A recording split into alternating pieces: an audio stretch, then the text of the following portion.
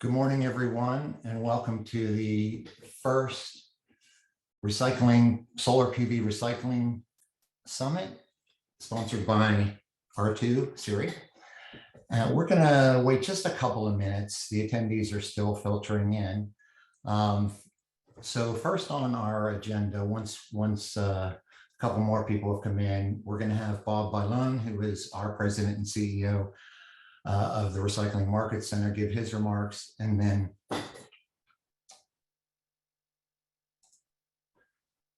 there we go. I'm going to have Bob will give his remarks, and then Sean will give his remarks, and then we will get into the program. So thanks to everyone for carving some time away from your day. I know everyone's tired with these webinars and so forth, but we think this is really great content. We have world-class experts here, and I would challenge anybody to put together a better solar PV recycling panel than this. So with that said, looks like we have critical mass here. Bob, do you want to go ahead and get things going? Actually, I'd like to wait a minute or two if we could, Scott. No worries. Go ahead and kick it off whenever you're ready.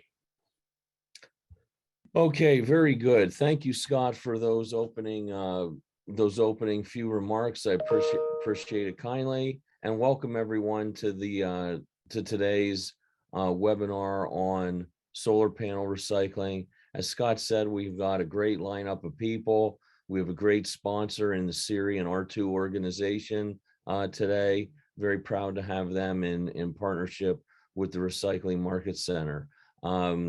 And their leadership team as well. We are, if Scott didn't mention, we are planning to record things today so that we can post the the information at our website for future use. And as we all know, there's curious interest in what can be done with solar panel recycling. Certainly here in Pennsylvania, it's a growing topic.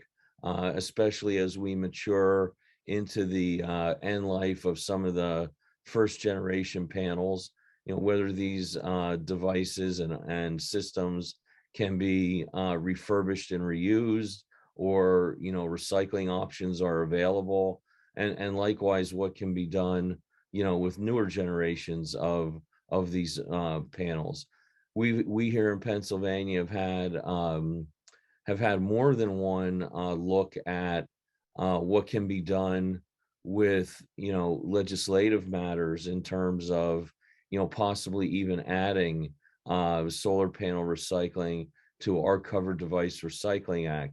So the topic certainly is not strange to us here in Pennsylvania. We're glad that there are those of you joining us from other areas of the country. We thank you for that. So I just wanted to lead off with a few opening remarks and thank everyone for attending. With that, I will turn things to, I believe, Sean Vries with the R2 organization for a few opening remarks as well. Thanks, Bob. So I just want to thank the Pennsylvania Recycling Market Center for their help in setting this up, organizing it, and hosting this session today.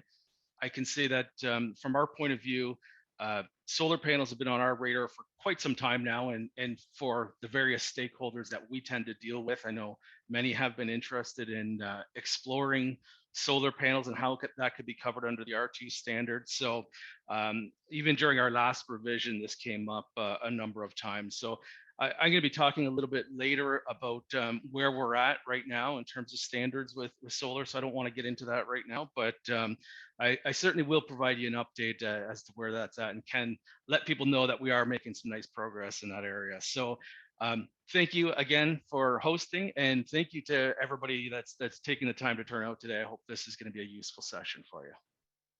Very good, Sean. Thank you for that. Appreciate it again. Sean Vries with the R2 organization. So I'm going to, a few minutes early here, lead into our first speaker of the day with a brief introduction. We're very pleased to have a senior Pennsylvania senator join us today, Senator Gene Yaw of the 23rd Senatorial District. Senator Yaw is most known in our setting today as chairman of the Environmental Resources and Energy Committee of the Pennsylvania Senate. He's also vice chairman of the Senate Judiciary Committee and a member of the Agriculture and Rural Affairs, Banking and Insurance, and Rules and Executives, Urban Affairs and Housing Committees. He also, for 17 years, was the Lycoming County solicitor, and he's also served as general counsel for the Pennsylvania College of Technology for more than 20 years, which is a very successful college here in Pennsylvania. An Army veteran as well, and attended Bucknell University, earned degrees from Lycoming College and the American University of Law. Very involved in the community with a number of community endeavors, all of the things that, really truly, bring us together as citizens, like Little League and Ducks Unlimited, the Nittany Lion Club, the Boy Scouts of America, all those sorts of things that, bring us together as a community. So we're very pleased to learn about Senator Yaw's endeavors today, some of the things that he and his team have looked at in terms of what they can bring to the Senate Environmental Resources and Energy Committee for the greater Commonwealth. So with that, Senator, I see that you've unmuted, and I introduce you for the day. Thank you. Thank you. If you want to see me, apparently you have to let me in on the open the video, but in any event, now I can talk without. Okay, Senator, if you want to go ahead and get started, I'll go ahead and get working on this. Okay. Sorry. Yeah, no problem. I guess that I should. I really appreciate the introduction. Let me tell you, for those who are not familiar, maybe with Pennsylvania or me in particular, a little bit more about my district. I represent the 23rd Senatorial District, which is kind of in the north central part of the state. I actually, in my new redistricting here in Pennsylvania, I will represent 5 full counties. And what's interesting about it, I think that we have people on from out of Pennsylvania. So Pennsylvania has 50 state senators. So there are obviously 49 other people like me in the state. We each represent about 250,000 people. That's kind of the goal that we have. So my district, the new one, it will cover 4,300 square miles. Now, 4,300 square miles is about 3 times the size of the state of Rhode Island. So I just mentioned that in passing to tell you a little bit about my district. It's very, very rural. One of the other organizations that I am very much involved with is called the Center for Rural Pennsylvania. The Center for Rural Pennsylvania is a bipartisan, bicameral agency of the state legislature. And our mission is to study issues that affect rural Pennsylvania. Now, a lot of the issues that we look into, actually, we find out that they are statewide issues, and they apply as much in urban areas as rural areas. I know it's not, just as an example, we did extensive work on the opioid problem. So, but one of the things that we have talked about in the Center for Rural Pennsylvania is the impact of solar and wind. I know we're going to concentrate on solar more, and what the issues are that are presented. One of the things that we also have experienced here is commentary from municipalities. Municipalities they really want guidance as to how to deal with not only the installation of solar arrays and everything, but what happens to them afterwards. What do we do? What do we do? And that's been a concern of mine, kind of overlapping my duties as the chair of the Environmental Resources and Energy Committee with what we find out in looking at the issues affecting rural Pennsylvania under the Center for Rural Pennsylvania. So those types of things, especially in solar panels and recycling and decommissioning, are huge issues. The reason they are is because solar, most of the leases are going to be anywhere from 15, 20, 25 years in length, and most of them have a renewal provision. So what we're doing, or we're creating situations that have multi-generational impact. And I see the camera is not working, so I'll have to look better. But in any event, the multi-generational issue is, we think is critical. What's going to happen to solar panels down? I mean, it could be 30 years down the road. It could be somebody's grandchildren who are faced with the problem. So one of the things that we have done, pushing it through the Center for, or not through the Environmental Resources and Energy Committee, we've introduced a bill that would bond both solar and wind. We'll talk about solar specifically. And much of this, it follows like what we do in Pennsylvania for mining, any of those things. There are bonds that, so at the end of the life cycle of whatever is happening, that there's money available to reclaim the land, take it back to what it was, or protect it. So with the idea behind solar panels, we were looking at, doesn't the same thing apply? Shouldn't we have something like that to protect? I'm worried about protecting landowners. Especially, as I said, my district is very rural. We have a lot of farmers, so to speak, that I didn't want to see 20 or 25 years down the road, or 30 years down the road, one of the solar companies just walk away and say, hey, we're out of business, or we're gone, and Mr. Farmer, it's your responsibility to clean this up.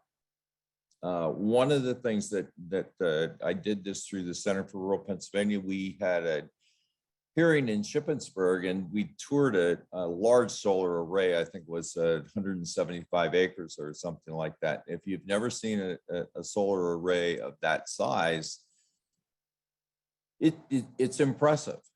And you know, it uses a lot of land. And there's a lot of superstructure, steel, in the ground, wires, everything else. So what happens when that array is at its end of its useful life is a real issue. And that's how we came up with the bonding. Our bonding is the bill that we have, which passed the Senate, is now sitting in the House Environmental Resources and Energy Committee. Hopefully we'll get action on it. It's probably not going to be before we break for the summer, but at least in the fall, because as I said initially, a lot of municipalities just want guidance. They want something to say, hey, here's at least some protection as to what's gone on that we should build into everything that we do.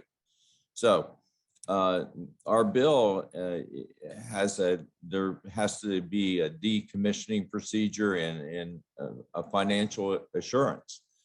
And we have it set up so that every 5 years there's a review, and it has to be reviewed by professional engineers to set an amount which would say, hey, this is what's needed to reclaim this land back to what it was originally. So that's kind of a phased-in approach, and it changes to reflect current conditions. We think that it's a pretty good idea, and hopefully it addresses a lot of the problems. There are one of the other interesting things about that bill, which I will also mention, is that we put a provision in it that prohibits the use of materials or equipment produced by forced labor. And that was something that we picked up from the solar, actually the one solar company that manufactures here in the United States. One of the criticisms that we hear repeatedly about the solar panels that are coming in, they're all coming from China, and there is a forced labor issue with the solar panels that are produced in China. And I think even the Biden administration has recognized that is something that must be considered. So we put a provision like that in our bill. It's kind of it's part of the whole package about, as I said, about decommissioning, financial responsibility, and this is labor responsibility. So I don't know what else you want me to talk about, but those are some of the things that we've talked about. There are other bills pending from other senators here in the Senate in Pennsylvania, which have not yet been acted on. But one of the bills would require it's legislation that affects the photovoltaic modules of solar panels, and that they have to be independently considered under the Recycling Act. So there are other bills that create new issues or new chapters relating to the decommissioning of all alternative energy, which would include wind and solar. So this issue is a big one in Pennsylvania, and my position has always been, we started talking about this, I don't know, 2 or 3 years ago, and we said, long term, this is going to be an issue for recycling, and we need to get ahead of it. I think that we experienced some things here in Pennsylvania with the recycling of electronics, the old televisions that weighed 200 pounds and all that stuff. And we said, this is the same thing is going to happen. One other thing that I will mention about solar panels. We've had a couple of hearings in addition to we've had them under the Environmental Committee, as well as with the Center for Rural Pennsylvania. One of the things that came up, which I remember the first hearing that we had about solar panels, everybody said, they last 25 or 35 years, and we don't have to really start worrying about recycling or anything. We're decommissioning. And I thought, I'm just not really buying that. And then the more we thought about it is, I guess the way I would present it to you is, how many times in the past 10 years have you changed your cell phone because there have been new cell phones, new technology on the market? And I said, I think the same thing's going to happen with solar panels.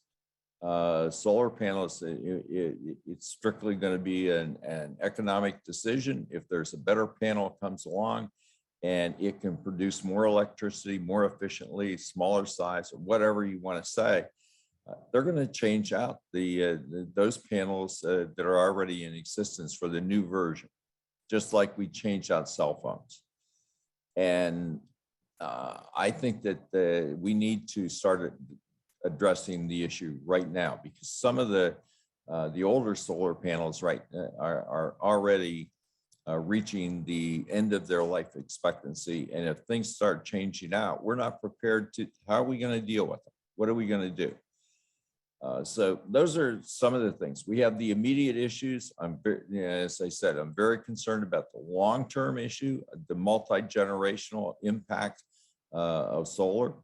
And how do we deal with it at the end? And how do we protect? I'm worried about protecting the landowners, that they don't get stuck with a huge bill, or to say, hey, it's your responsibility to dispose of 175 acres of solar panels. So with that, I'm happy to answer any questions that anybody might have. Well, Senator, this is Bob Bailone again. Thank you so much for your remarks this morning. It's very interesting to see how this has evolved under your leadership, and what your team's been monitoring for these larger particularly agriculture and marginalized agricultural impacted areas. So a few questions that we did have in the Q&A, and then also, I guess, a question of our own to lead off with. Really, the concept here of putting some bonding in place for this and protections isn't all that foreign to things that we do now with solid waste permitting and other permit concerns here in Pennsylvania. There's really a similarity here, even under our Covered Device Recycling Act. Closure bonding is required. So, I see a pattern here. Is that something that you looked at as well? Yes. And to be very honest, when I had a significant law practice before I came to Harrisburg, I represented a coal mining operation. And I mean, I heard about bonding like virtually every day, or whenever I talked to them. That was always an issue, is what's bonding, and the amount of bonding and how it was devised and everything. And I thought, well, we're talking about restoring the land, which is the same principle. So why wouldn't the same thing, just as you observed, why wouldn't the same parameters apply to these solar arrays? So yeah, that's where we kind of got the idea. Okay, very good. And I don't know if it was said, but to remind everybody, what is the name and number of the bill that you've introduced that's now it's Senate Bill 284. Okay, Senate Bill 284. 284, and it's solar bonding and decommissioning. Very good. I think we'll hear more about decommissioning as our morning unfolds. But one of the other questions was, is there some enforcement mechanism related to the forced labor in within the supply chains of these panels? How do you address verification of that? The solar, what they have to do for the forced labor prevention, it requires the solar generation entity actually to attest to compliance with federal law relating to imports involving the use of forced labor. So they have to basically guarantee. Now, yeah, who's going to enforce it? That guarantee? It could be a landowner, or it could be, I would assume, any governmental agency could say, hey, you've basically falsified these records, that you're meeting these requirements, and when in fact you're not. Understood. Okay. I'll take one or two more questions here, and then we're going to move on with our morning. But let's see here. And then there's additional questions here of some of our attendees about the actual recycling of the panels at end of life. I think you did mention that we've had other bills and other elected officials taking a look at the actual recycling requirements of the panels. I don't think we've had anything strongly launched in that regard yet, but I know there was a look at whether or not and a hearing on whether or not we could integrate solar panel recovery and recycling reuse with our covered device recycling act with our electronics law. Senator, have you been involved in any of those discussions as well in your leadership position? Yes, I mean, peripherally, yes, we have. And I think I mentioned a couple, and one other one, which I did not mention, is Senator Gordner, who represents the area of Columbia and Northumberland County in Pennsylvania, had a resolution, which I think we really passed this finally, to assess and analyze the both public and private recycling, the whole infrastructure and operations across the Commonwealth.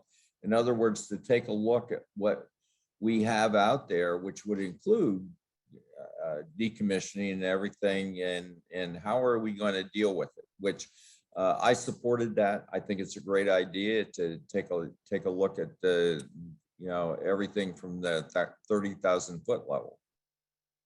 Understood. Well, we appreciate your remarks this morning, and we'll certainly be keeping an eye on how this matures through our House and the legislature. So with that, thank you so much for your remarks this morning. I know you may have a few other things to move on, especially with our state's budget in process, so to speak. So thank you so much. And Scott Marks, I will turn the program back to you.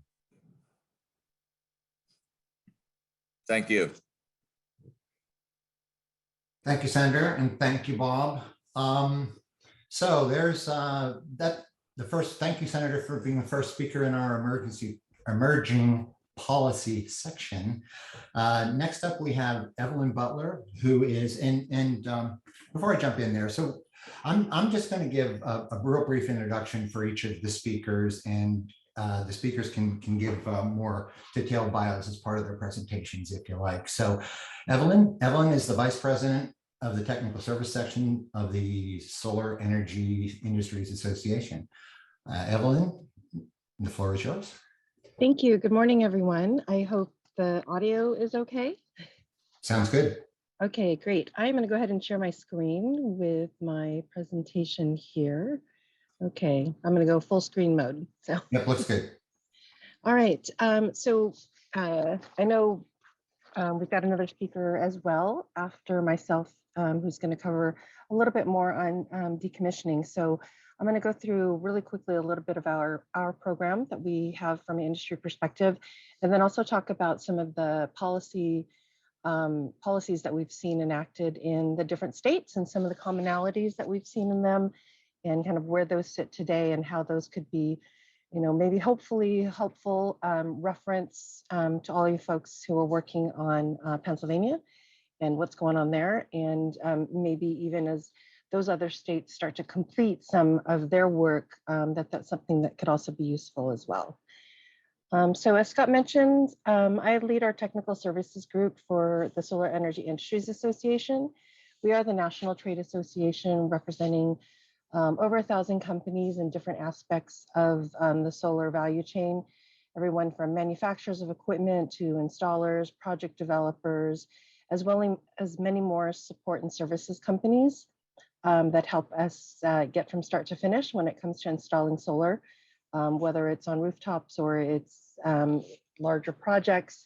We really have representation all over each little segment. So we have a lot of good opportunity to get their voices into all of the different things we're working on from the technical perspective as well as from the policy side. Just as a reference, we do have on our website a document that we created from an industry strategic perspective on how do we as an industry get to, well, what is now a very large goal. We were talking about, really radically transforming the market in order to get to a much, much larger goal from an industry perspective for installation of solar throughout the US. And in order to do that, there's a lot of different levers to manage, a lot of different aspects for us to work on, not only the technical side, but also the policy side as well, and everything else in between. So we also started working on the PV recycling issue more than 6 years ago, actually even before I joined Seia 6 years ago. And it really started because we were also monitoring and looking at the overall waste volume forecasts, given the expanded lifetime of our projects and our products. Most solar panels have an expected service lifetime of 15 years and up. A lot of them have guaranteed performance requirements, upwards of 20, 25 years from a longer term project perspective.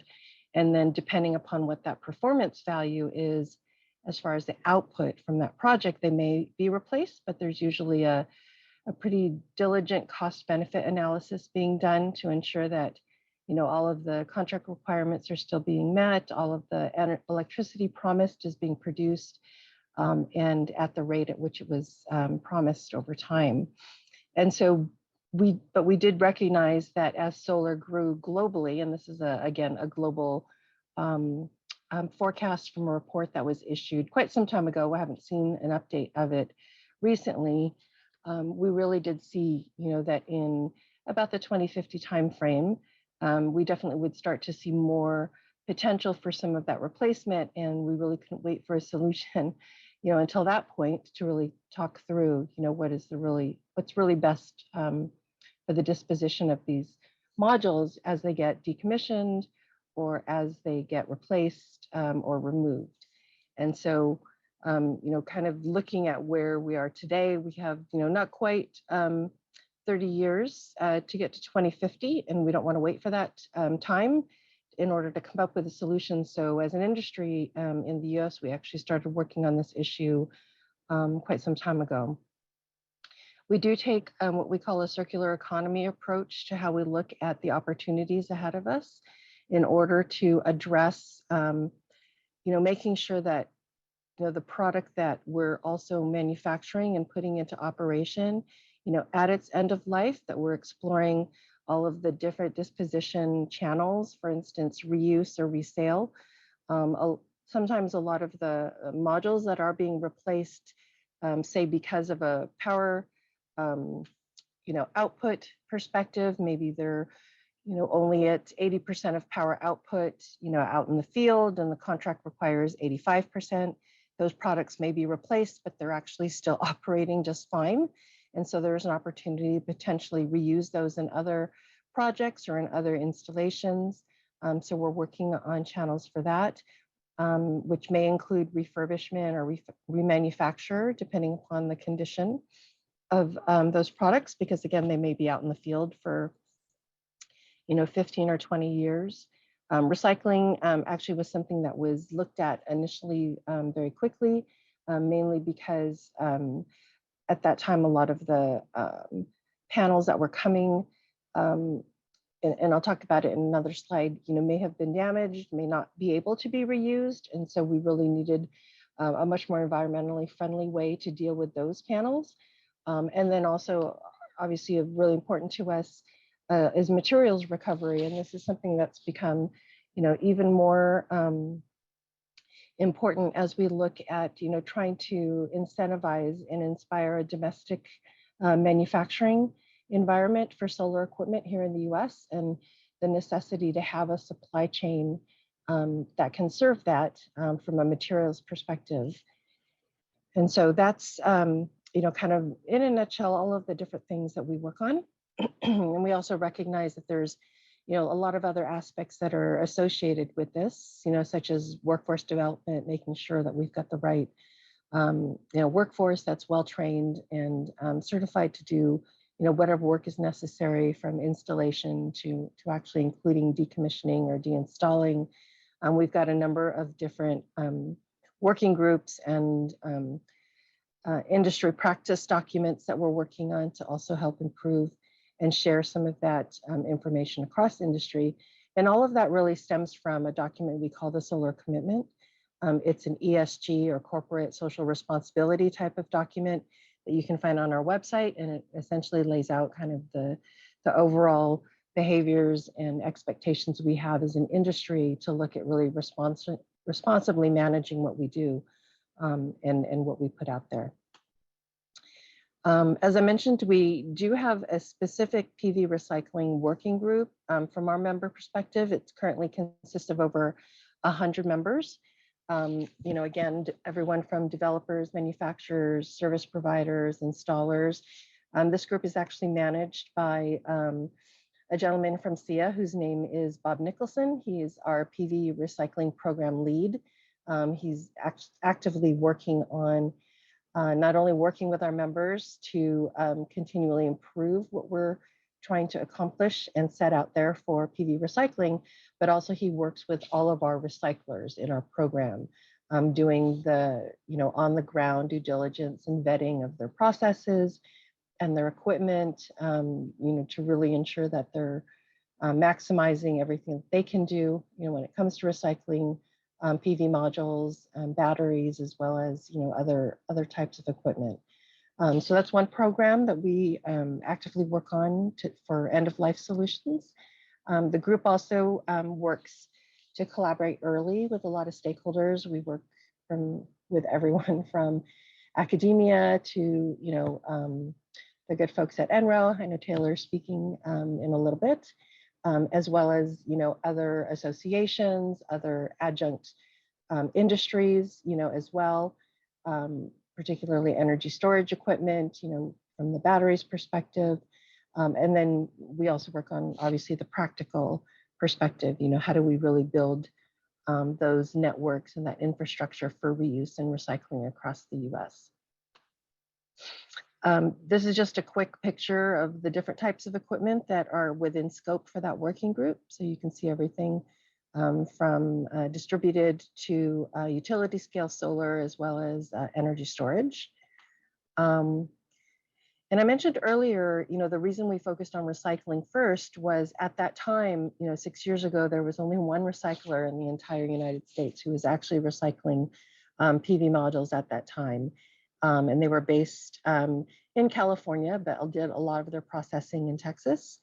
And what we were starting to see is, as we were growing the number of domestic manufacturers here in the US, we really needed to make sure we could take care of things like manufacturing scrap, take care of warranty returns. Again, sometimes the products, do become damaged in transit. There may be, a few issues, on site with the panels. They might have been broken during logistics or handling.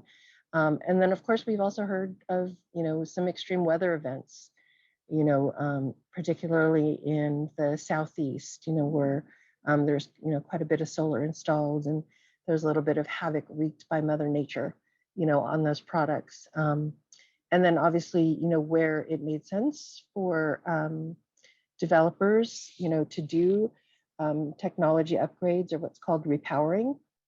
Sometimes that is a notion that's undertaken from an innovation perspective, especially as panels are starting to be rated higher and higher compared to when those modules were installed maybe 10, 15 years ago. But usually, again, there's a really intensive cost benefit due diligence analysis done before that's decided, because typically, you're not just talking about replacing just the panel. You also have to consider, replacing your mounting systems equipment or other related equipment, conduit, wiring, et cetera. And so it's a pretty big deal, and not one that's done, just kind of, on a whim. And certainly one of the things that our industry, has done is when that is undertaken to really look at recycling those modules, or to look at repurposing, reusing them in other installations if that's possible. Just real quickly, why do we encourage recycling of solar? Again, certainly more than 85% of the PV module is made up of recyclable material that's already present today. Processes for, again, it just depends on the focus of that recycler. You'll see the majority of it is glass, polymerics, aluminum, silicon, and then other metals. And for the most part, especially for what is out in the field today, what has been out, particularly in those states which adopted solar, quite some time ago, more of those modules include silver than what is produced today. Silver tends to be the one constituent material that folks are worried about, from a RECRA perspective, depending upon how much is in there. The other one is, obviously lead. But today's panels are made with much less silver and lead than, 10, 15 years ago. But again, at some point, those products that are in the field will need to be recycled. And so there is an impetus for recyclers to be able to recover that silver as they start, recycling some of those older panels first. I'm going to just really, again, touch on this briefly about our recycling working group. Again, our program, we do both the on-site as well as, audit type of review of the recyclers' service capabilities. We look at their downstream, where's the reclaimed material going, and really looking at the fact that anyone in industry can use these recyclers, not just our members. And we really feel that's another, benefit. And we've gone from, again, just that one recycler to more. And we're actively developing more recyclers as we go. And so that's something that, again, we think is an overall benefit to industry as well as to others. This slide just kind of goes over some of the things that we look for when we look at the recycling partner qualification process. Obviously accreditation is also very important to us. And so, working with Sean and the folks at SERI on the R2 standards and looking at how we create those specifically for PV modules and PV equipment is something that we're also very actively involved with as well. This is, again, quick map on some of the current recyclers in our network today. POB's working very diligently to adding more. And so we'll be able to, hopefully see more black dots on this as we look at different locations that these processors and aggregators and logistics providers as well start to really populate across the US.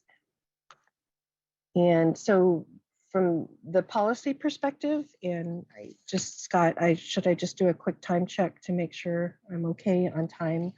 I probably won't go through any of these in great detail, but you're free to share the PDF if folks want it. Yeah, that's great. I know there've been some questions about some of the material on your slides. So yeah, it'd be super if we could get the PDF. But as far as time goes, just do your thing. Okay, got it. Thank you. So just as a quick overview of some of the things that have been enacted in the past. Obviously California is a large solar state. Back in 2015, they actually enacted a bill that categorized end-of-life PV destined for recycling as universal waste. So any PV modules that are planning to be recycled are actually done so as universal waste. This at that time, again, California's got a lot of the older panels within the state. So, likelihood of there being a lot more silver, lead solder involved in those panels. The state recognized that while those may qualify, under RECRA laws, as categorized as hazardous waste, universal waste, certainly ease the burden of how those panels could be transported and for recycling without having to go under that hazardous waste manifest. And so we've worked, with the Department of Toxic Substance Control over the last, 5 years, since 2021, when they first published their regulations, in order to address, again, those modules that are going to be recycled, how that's currently done and what is the administrative process for them, to understand where those modules are coming from, what type of modules they are, et cetera. Washington, many of you have heard that Washington State did enact in 2017 a bill that also was striving to develop a PV recycling network within the state of Washington. In 2020, it was decided to delay that in order to better study, the entire solar market within Washington. At the time, the original bill really only covered solar on buildings. And so there was a lot of questions about, if Washington decided to do larger projects, how those modules would be handled. And then just from a more,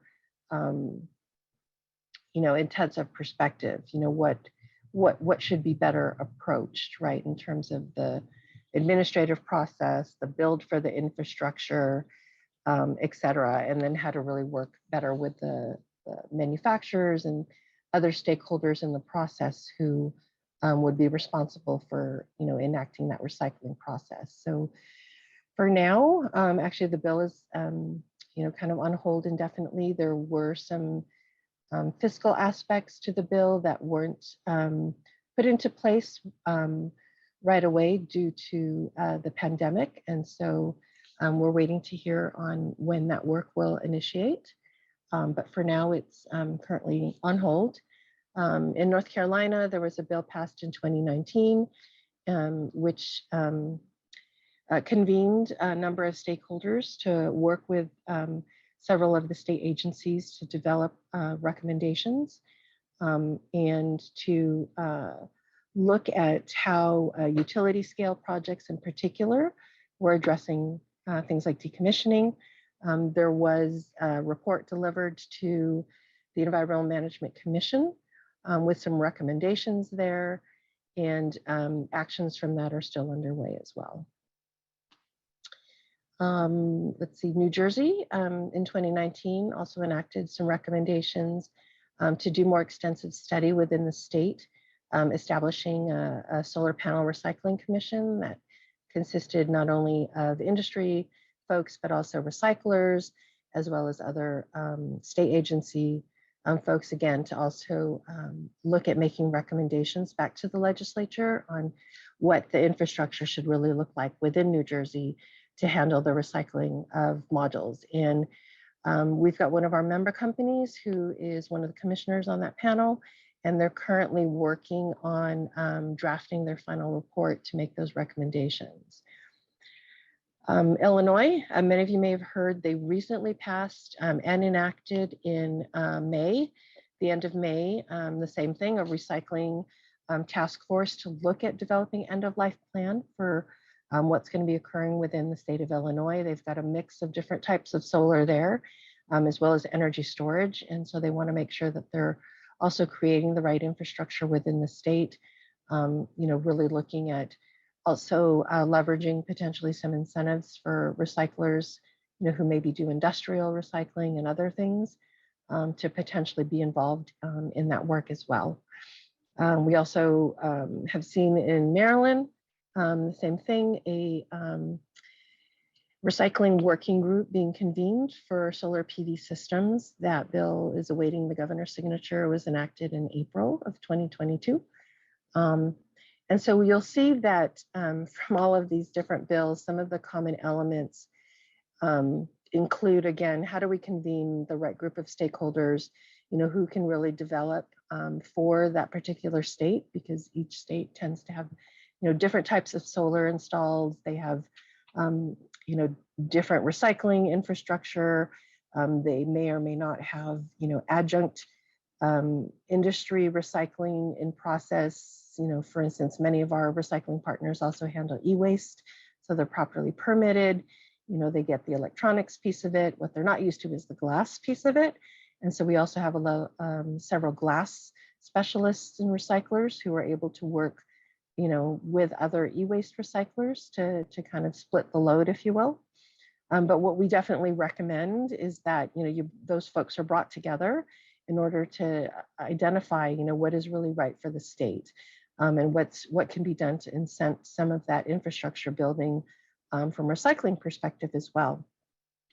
And so here we've just kind of listed, between from all of the policies, that have been enacted, what have been some of the common elements that some of these groups are looking at. Again, looking at growth within their state, what's already installed, what's expected, how does the application of the RCRA laws from a national perspective, how does that play out in the state specifically? Do they have any universal waste adoption there? Does it, or are they categorizing things as solid waste? How do they look at other states' findings? If they find, other neighboring states or states nearby have a similar setup, could some of that research work be helpful to them? Really looking at circular economy as a whole. If there's more than recycling that they'd like to incent, what could that be? And then obviously looking at financing mechanisms, looking at, pulling all those together in terms of recommendations to the legislature.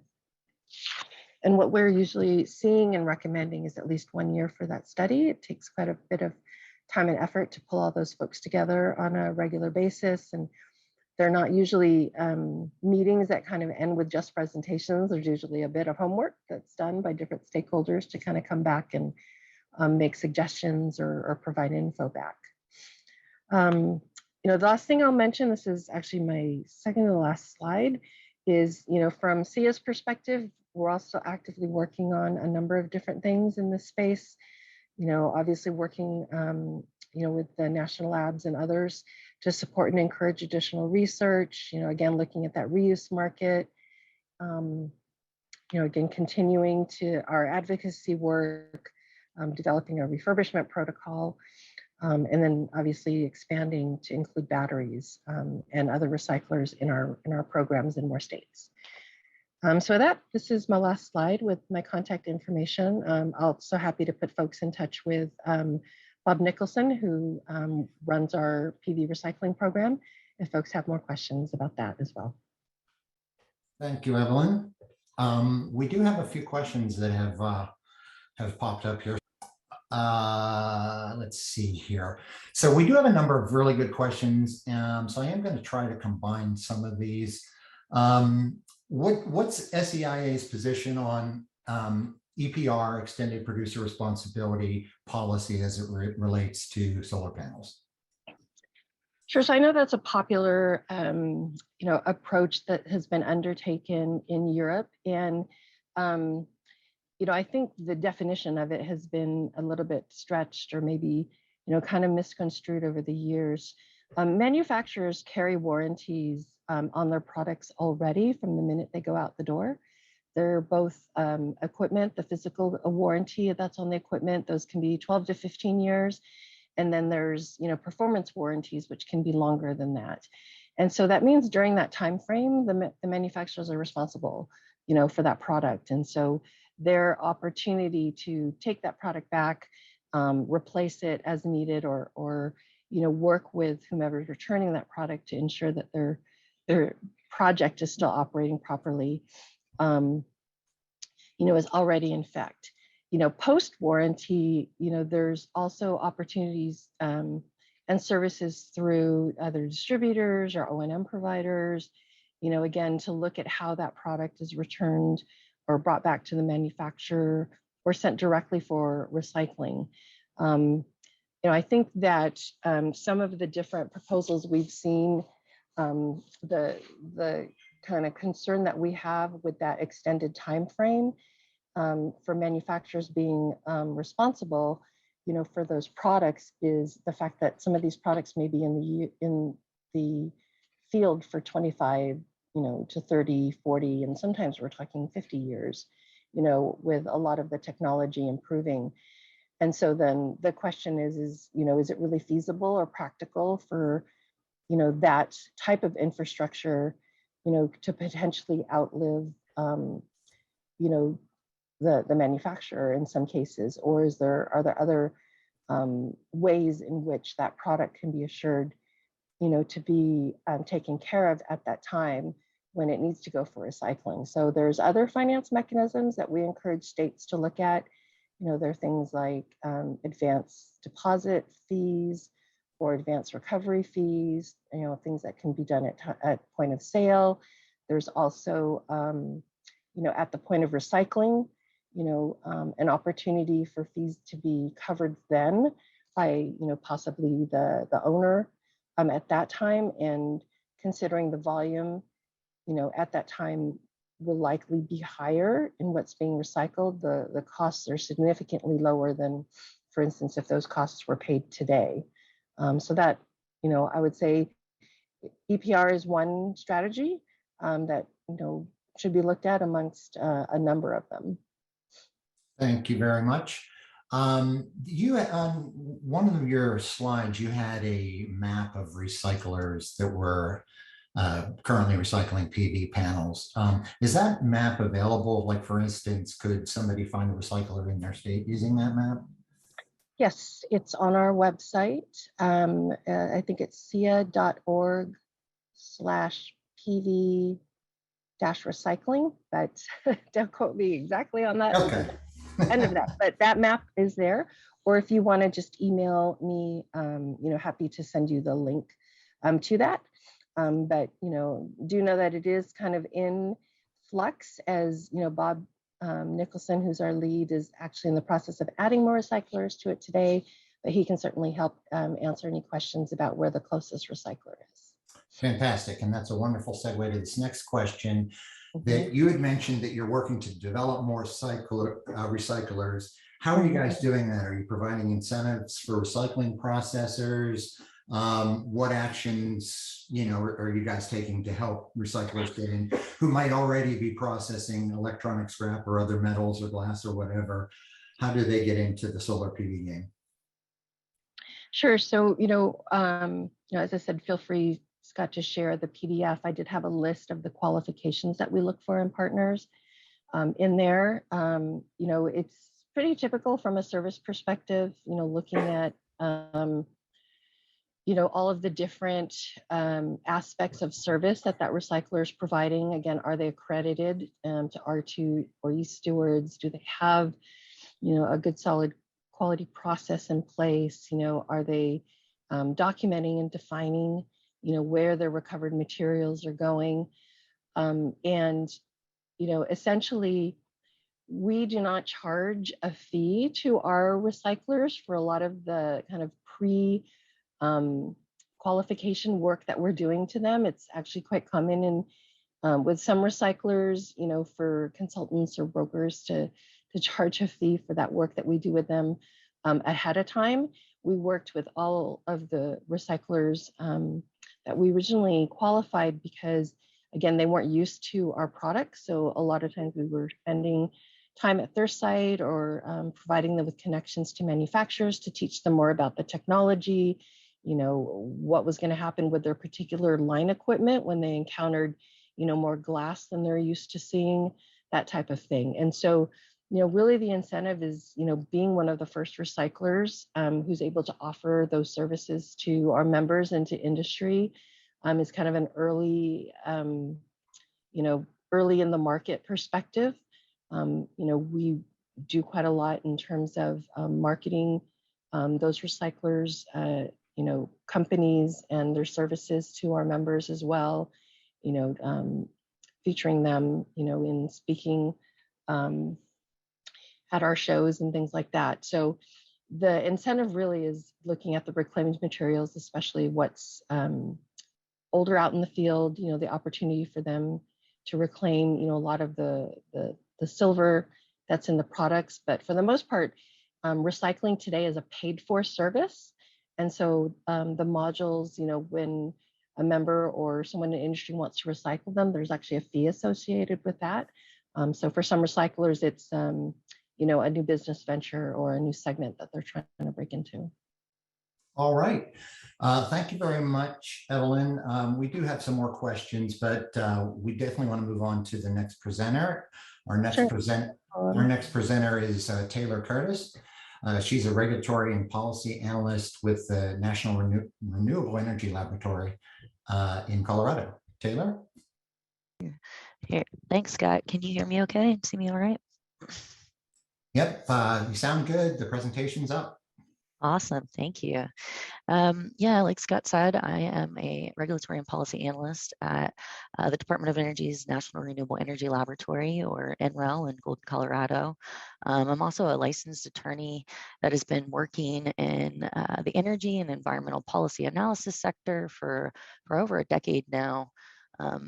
And, you know, within the last 10 years, the lab, with the aging legacy solar systems, and early retirement trends, mostly from, you know, severe weather events, coupled with calls for, you know, unprecedented growth in commercial and utility scale solar, we've had a growing interest in solar system decommissioning and equipment management practices, which Evelyn spoke to.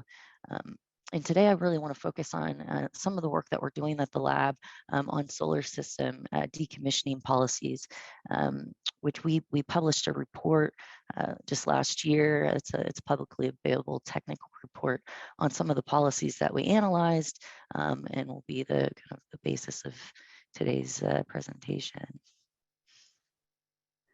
So what are these policies? So in the U.S., they are federal, state, and/or local, typically legal mandates that may require specific action. And despite their name, they can have impacts on before solar project development construction. Often they are come into play as a term or condition to a permit or approval that is required for construction or operation of a project.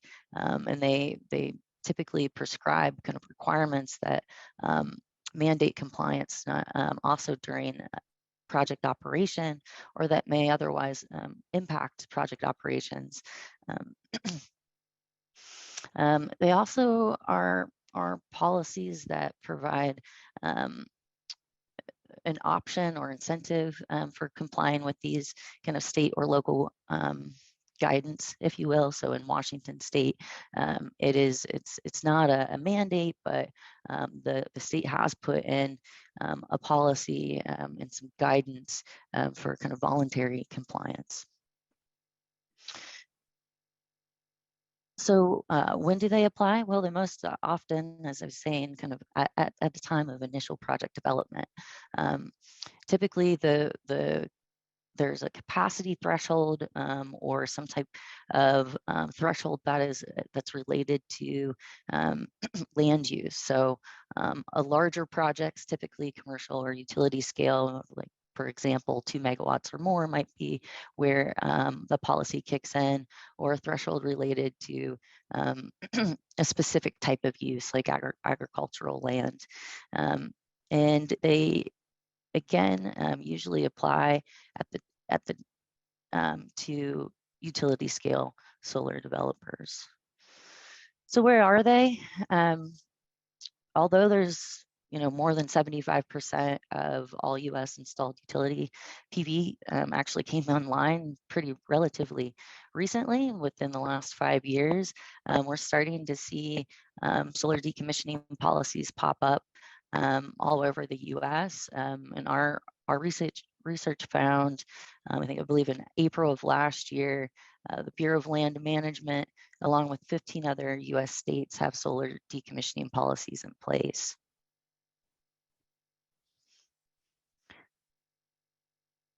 So our report analyzed the Bureau of Land Management policy along with these other 15 U.S. state solar policies. And here are some of the kind of requirements, responsibilities that we found that came out of there. So there's typically a requirement for submission of a decommissioning plan prior to construction or operation, again, usually as a requirement or a term or condition of some type of permit, like a operational permit from a public utility commission, for instance. There's usually some type of acknowledgement by the asset owner of their responsibilities and what constitutes abandonment. There's often a requirement for a proof of financial assurance, either in the form of a surety bond or trust or some type of guarantee, financial guarantee. There's also usually a notice or some type of application prior to decommissioning to the state agency. If it is regulated at the state level, oftentimes these are regulated at the local level or county level. And then there's some, requirements typically for removal of equipment. Although we haven't found any on at least the state level or the federal level that require a specific type of disposition. So, for instance, like reuse or recycling, it's just removal of the equipment, as well as requirements for site restoration or some type of monitoring or reporting. So what are some of the impacts of these policies? And so why do we care is really the big point here. Well, again, they not only impact solar system decommissioning, but initial project development and operations, and they can serve to enable corporate responsibility on the solar developers to ensure they are decommissioning a system in a sustainable way. And there's often legal liability for non-compliance, so penalties vary by jurisdiction, but they can include, civil penalties up to $25,000 per day, criminal charges, or forfeit of a financial insurance. So they're pretty impactful sometimes on what the penalties are for non-compliance. And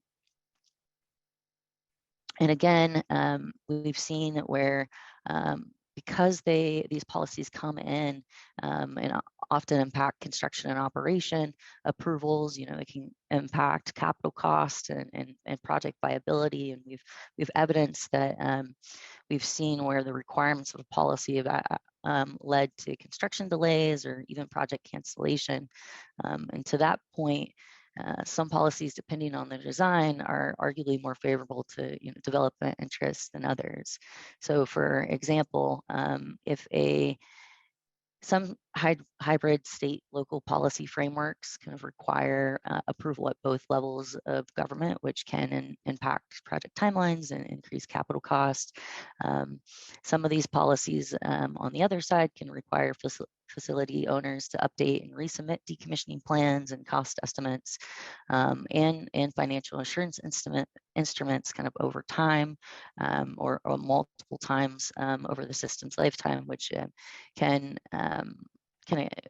improve decommissioning projections, cost projections.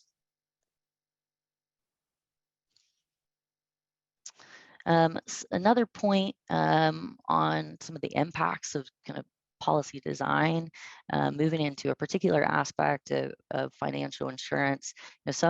Some of the policies we analyzed don't require financial assurance and some do. And the way that the policy is designed, it can either be incurred as a capital cost.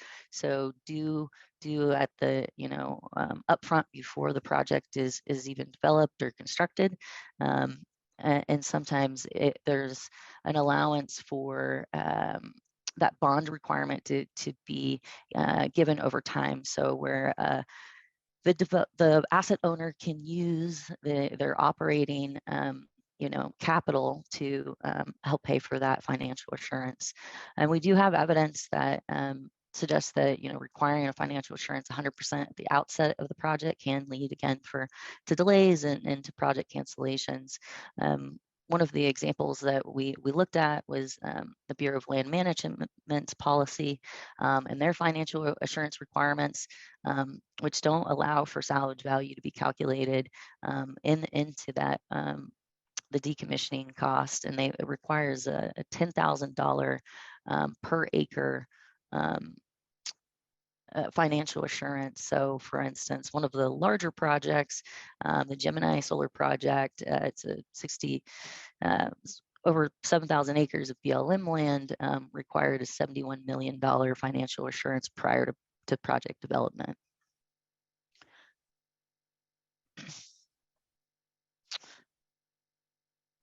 So I'll just kind of end on where that these policies are growing in importance as we see that they apply to utility scale projects.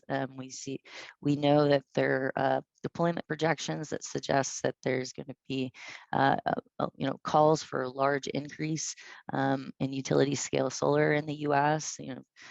Some projections are looking to quadruple what we have today. And most of that is calling for land-based deployment of larger scale projects.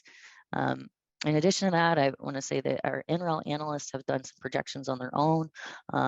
Although we're not really seeing early retirements associated with repowering, which is usually associated with some type of financial incentive to kind of replace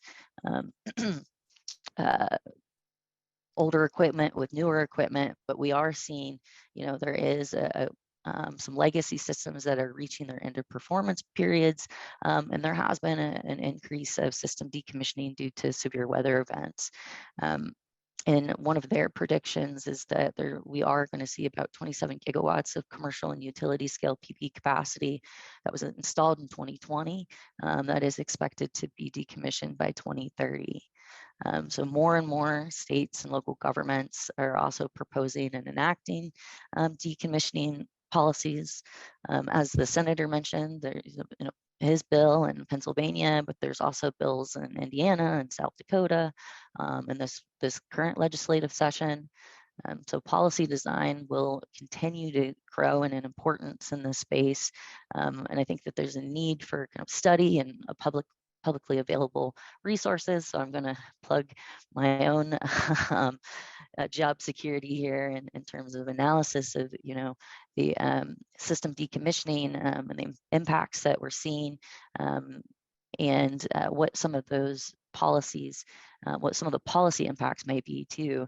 Are they protecting the land for future uses and enabling responsible decommissioning practice? And where is the balance to ensure that we're not kind of being overly prescriptive and may impact a viability of solar project development? So as we're kind of seeing this kind of increase in public discussion through conferences and discussions like this, and more federal and state dollars are going to study system decommissioning and policy solutions is growing and is important. And I'll just end on that, kind of to connect Evelyn's and my presentation. I'd just like to say, I also do a lot of work in policy analysis of, equipment management and kind of more stewardship policies. And I think system decommissioning policies could also be an avenue for enabling other circular economy sustainable pathways for the solar industry. So kind of including reuse and recycling, for instance, which the other speakers today will kind of dig into more. In our analysis, we have, again, seen where a policy is, system decommissioning policy will call out a particular disposition for equipment that's been retired. Typically, there's just a requirement for removal, but it could be an avenue for that requirement. And I'd say because solar system decommissioning policies come into play, at the time of initial project development, before construction, or operation, it could be an opportunity or a good option that gives project owners, time to plan for and know up front what to do with the equipment that's been retired. So yeah, I'll leave it there and be happy to answer any questions. All right, thank you, Taylor. I actually have two questions here that Yep. They seem to be related, so I'm going to read them both to you, and then you can answer them as you see fit. So, are details of projected costs required in decommissioning plans? are levels for financial assurance realistic in terms of projected costs? So that's number one. And then the second one is, what are the best models for decommissioning plan requirements? Yeah, I'll tackle the first one. So in our study, typically there is a tie. If there is a financial assurance requirement, typically there is a tie between the decommissioning cost estimate and the financial assurance. Not always, but most of the time. And in terms of decommissioning cost estimates, this is another study I've been trying to get funded for a very long time, but I've been working with the University of Michigan students on, and where we've done some analysis on system decommissioning cost by looking at plans that are required, or the submission of plans to state agencies. And what we saw, and actually it's on this last slide here, is there's a huge range in what we're seeing in terms of cost estimates, which typically gets tied into the financial assurance. And there is no standard way to calculate system decommissioning or kind of end of life management equipment cost. And that's something that that is, I think, really needed. And then remind me of the second question, Scott. Was, let's see here. What are the best models for decommissioning plan requirements? Yeah, I think that it's not one size fits all, but I do think that there just needs to be more study on what some of those impacts can be, because I do think sometimes they might be unintended. And so I'm not going to say there's a one shoe fits all or any particular kind of methodology for that, but just kind of recognizing what are the states or localities other interests too, and that it's again, it could be complementary policies and kind of looking at what else you're trying to do in the state. Okay, great. And lastly, should any of our attendees want to contact you for further discussion, what's the best way to do that? Email is probably the best, or giving me a shout. I'm also in the locate our offices in Denver or Golden, Colorado, but I'm actually in Bend, Oregon. Okay. Is your email on your first slide? Yes, it is. Can you go back there real quick so people can grab it? Yeah, of course. And I can also be happy to give these. All right. And okay, so we're going to move on to our next presenter here. While we're taking care of this, Ron, if you want to go ahead and share your slides, and then we'll move on with our last presenter of this particular section, and then we will take a short break when Ron is finished. All right. Can everybody see my screen here? Looks good, Ron. Okay, let me see if I can actually change this. Oh, no, I lost everything. Okay. Put this in presentation mode, so hopefully it's bigger for everybody. Hello, everybody. So kind of building on the, excuse me, I'm gonna lose my voice apparently. Okay. Building off of the theme here, I'm going to talk about some of the policies and key drivers at the national level, and more specifically talking about those that are shaping kind of EPA's materials management work. So starting off there, one of the key things that really drives us is funding, and kind of clauses in the funding as they come across from Congress in directing us in particular activities, and a few of those to flag here. In FY20, we were directed in our appropriations to produce a national recycling strategy. Really looking at the recycling system at large in the U.S. And generically, and really focus on ways that we can really improve it and address barriers. Building off of that, the Government Accountability Office, GAO, which is basically the research arm of Congress, issued a report to us giving us kind of recommendations in terms of things to look at in terms of that national recycling strategy or components of the national recycling strategy. And that really focused in looking at policy evaluation and recommendations for policies to help strengthen recycling in the U.S. In FY21, we got some additional direction with our appropriations, and that one really focused on data around recycling and some specific additional data to collect that we haven't been collecting, as well as a focus on single-use plastics. And I did want to flag here as well is there is a lot of potential legislation, proposed legislation floating around on the Hill now. Last count, I think we were at 26 or so of those. So likely this trend of bills and kind of guidance in appropriations is likely to continue as we move through the future years. A couple more specific acts that have come through that have kind of affected and directed our program. The Save Our Seas 2.0 Act from 2020 really came through and gave us new authority in terms of funding opportunities within the solid waste management space and infrastructure more specifically, as well as giving us some direction on producing, again, kind of a strategy around post-consumer materials management. And then additionally, doing some reports and studies and putting those out.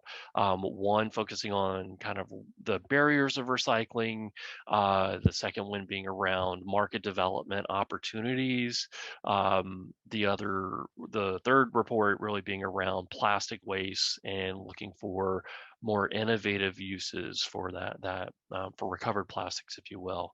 And then the last one focusing on kind of minimization of plastic waste.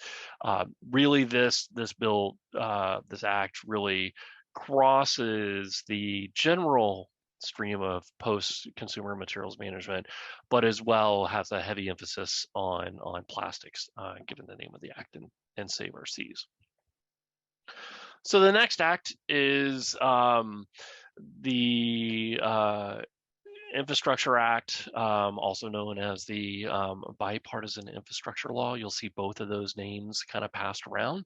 But really the big part of this is it really gave us a brand new grant program for infrastructure. So a couple different parts of the grant funding specifically. One was around infrastructure development, solid waste infrastructure development, which was $55 million a year for 5 years. That program called SWIFR. And then there was $15 million a year provided for education and outreach for recycling and waste prevention. The other thing that the bill actually did was highlight battery collection and designate some funding for development of best management practices for collection of batteries, as well as developing recommendations for a voluntary labeling program to help promote battery recycling. So as we move forward with the bill work in developing brand new grant programs or brand new programs overall, one of the first things that we traditionally do is put out requests for information. And these pieces of information basically are opportunities for us to go out to the public and ask for input that will really help shape the development of these programs and help define these programs. So each of the 3 areas that I mentioned earlier, the SWIFR program, the solid waste infrastructure program, the education and outreach program, and the battery program, all came out earlier this month in terms of the public notice. They have various different deadlines for response. And so you'll see those, the the 2 grant programs, the deadlines for comments are on July 25th, and then batteries are on July 11th. You'll see the link down here to the webpage that is our webpage that has information on kind of all of this infrastructure work, the bill work, as well as links to the individual public comment periods. If you don't want to type all that stuff in there, you can actually just Google search for Bipartisan Infrastructure Law recycling, and you should get the link to the page there, just as a quick shorthand. The other major thing that I wanted to flag for folks' attention is the new executive order out on America's supply chains, and more specifically in this piece, we're looking at critical minerals and strategic materials.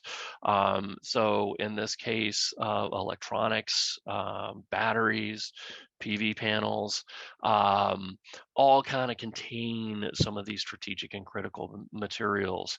And so under this executive order, really there was direction to all federal agencies to take a look at supply chains, identify where in the supply chains they are, and pointed out some key strategic initiatives that we'll work on as the federal government in advancing kind of the resiliency of these particular supply chains. So underneath this, EPA was identified as having a key role in helping build the foundation for critical mineral recycling and recovery. So underneath that, we were directed to develop recommendations for collection procedures for these materials, as well as developing strategies to help enhance recycling and recovery of these materials from electronics, batteries, PV panels in this case, as we're talking about. So a couple things to point out, that the executive order was initially enacted in February of 21. There was for the screenshot here, the picture here is the 100-day report, which came out in June of 2021, which identified some of the key strategic opportunities for various agencies to work on. And then the 1-year report was released this past February on key developments and activities that have happened over the last year under the executive order. So with all that said, I did want to circle around that. We've talked about, or flagged a few times in various slides here, the strategy. So the national recycling strategy, which I mentioned, was included in our appropriations direction, as well as the Save Our Seas and under the infrastructure bill. So we put out the national recycling strategy last November, and so that was the first in what we're calling our series of circular economy strategies.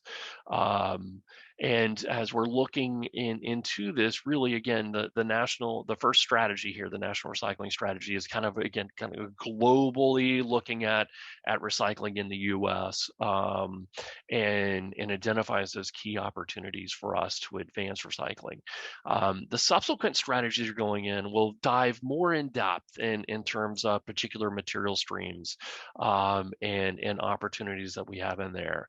So the next two that are underway that you'll be hearing about are around our food loss and waste and organics recycling strategy, and our plastics strategy. The third one that's in the initial stages of I guess beginning development is around electronics and critical minerals, and that's where activities such as PV panels, batteries, end of life electronics, those will all be included in this strategy. And we held one listening session so far on this, really as a limited kickoff, but there'll be growing dialogue in terms of the development of the strategy over the next few months to a year as we go through. And then in the future, we'll be looking for additional strategies in areas such as built environment and textiles. The other thing I wanted to flag for the circular economy strategy series is that this is not just a EPA strategy of what EPA can do or what the federal government can do. Those will both be components of the strategies, but we're really taking keen effort to really work with all stakeholders, identifying kind of key barriers, key opportunities to advancing recycling specific to the strategy, and what we can all do to help move forward. And as in the National Recycling Strategy, we look to work with stakeholders in implementing the strategy and moving it forward and having it be more of a living document or an iterative process where we can continue to add and enhance over time. So with that, I'll flag kind of the link down there at the bottom. You'll be able to find more information about all these different things that I've talked about, but also kind of track. There's a sign up here more specifically if you want, or if you're interested in one or more of the things that I've talked on, to kind of be added to the notification list or distribution list, if you will, as we have developments in that space. And again, kind of as more engagements are going on. I did fail to mention that under the Bipartisan Infrastructure Law, we are having information sessions and listening sessions as things go on. There is one more scheduled, I believe it's the 30th, around the battery program. And that link you can get to through the webpage here, and be able to find the registration information for that. Likewise, there'll be more listening sessions and dialogues as some of the strategies develop or as these other infrastructure programs continue to move forward. Thank you, Ron. I do have a couple of questions and then we will be off to our much needed break. I think you may have answered this in one of your last two slides, but do PV panels fall underneath electronics in the EPA's critical materials recycling strategy development? Sure. Yeah, I think one of the big things that we'll want to do as we go through and have the discussion of developing the strategy, much like we did with the recycling strategy overall, the first one that came out, is helping define the scope of that. So nothing's decided yet. In terms of that, I think generically in the discussions that we've had so far is everything's included for right now. And as we go through and dig into some of the strategies, opportunities, barriers, if you will, figuring out, does it make sense to try to deal with the full broad scope of everything? Or do we need to narrow down either and develop a separate strategy for batteries, one strategy for, consumer electronics, one strategy for PV panels or whatnot, or lump them all together? So that'll be a key part of the dialogue that's forthcoming to help us define that. But I'll say for right now, yes, it is included. We're looking at everything broadly in terms of that. In terms of the executive order I talked about, it's definitely included in terms of the scope of materials being looked at as a potential source for critical minerals, and more specific as a domestic source of critical minerals, in terms of supplementing the supply chain. Okay. And if you could scroll back in your presentation to where you had the information on the grants that are currently open. Yes. One of our attendees says that the law contains 20 million for solar panel R&D. Is that in fact true and just not listed because you're not able to apply for it yet? What do you know about that? Yeah, so the interesting thing, I don't know if anybody's dug into the infrastructure law. It's huge. And it actually directs funding and resources to various agencies and even within EPA, various offices within EPA. The reason that I don't have that on there is that's not something that came specifically to our group to implement. So I'm not sure exactly where that piece went to, whether it went to DOE or whether it went to another part of EPA specifically. But the programs that are here are the ones that came to kind of our program, our materials management program specifically. Okay. Thank you very much. And I'd like to go ahead and take a quick break. What we have coming up after the break is we're going to be talking about developing standards for recycling practices. We're going to have Sean Derive from R2 and then Kelley Keogh from Green Eye Partners. So let's see, it's 10:40 now. Let's try to be back by 10:45, 10:50 at the very latest. I'm sure everyone needs the break. So see you in a few minutes. So before we get started into the presentation, there are kind of two key points that I wanted to touch on that Senator Yaw made in his opening remarks. And I think it was important. And first, he framed this as a multi-generational issue. And I think this is an important thing for us all to be cognizant of as we're talking about this. So when we're talking about the solar panels, we're not just talking about what's installed today, but it's everything that's been installed every single day for the past 30 years and to the next 30 years. And so that's really why this is such a multi-generational issue.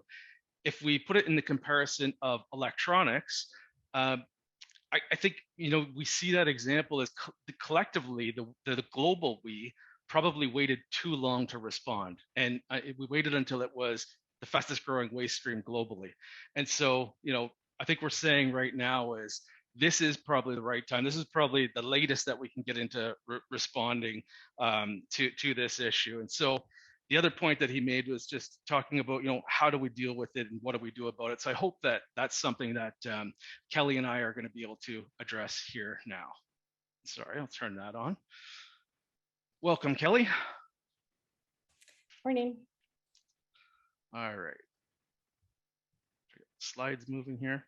So welcome to everybody else as well to this session. There's a couple of key areas that we want to talk about. First, we're going to talk a little bit about sustainability standards just in general and try to understand some of the benefits that they can bring to the solar processing industry.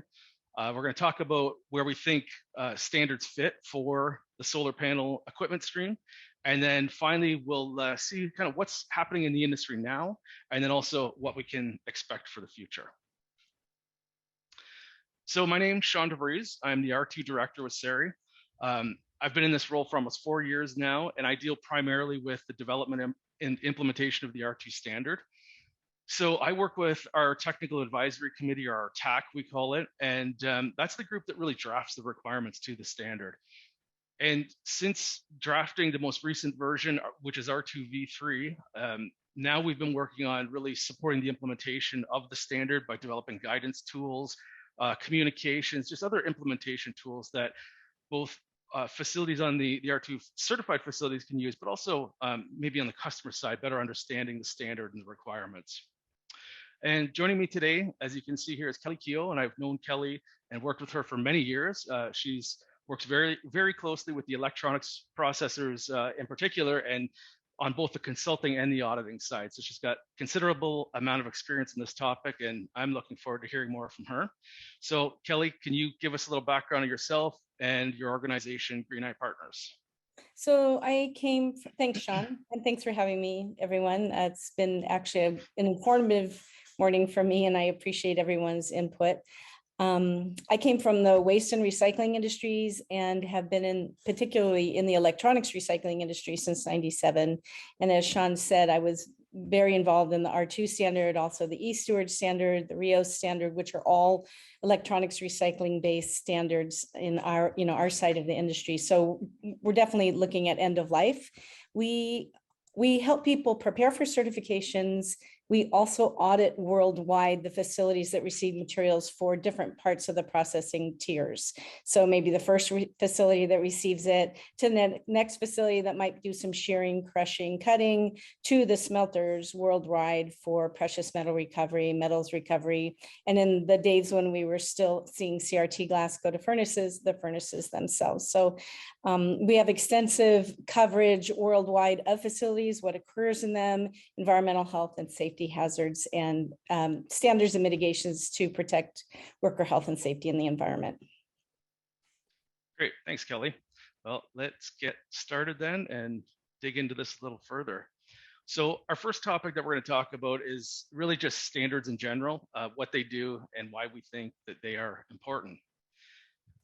So from a very high level, if we think about standards and their role, and this is particularly when we're looking at sustainability standards, I really think that there's two key functions that we're trying to, or objectives we're trying to address. And the first is the standard really is going to address issues, or is intended to address issues.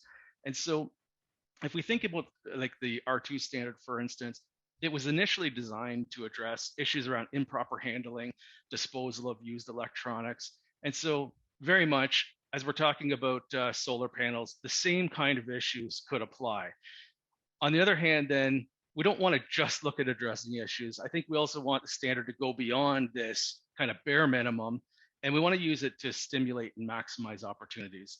So in the case of solar panels, for instance, this can be, or can include, maximizing the lifespan of the panels through reuse, instead of just going to materials recovery.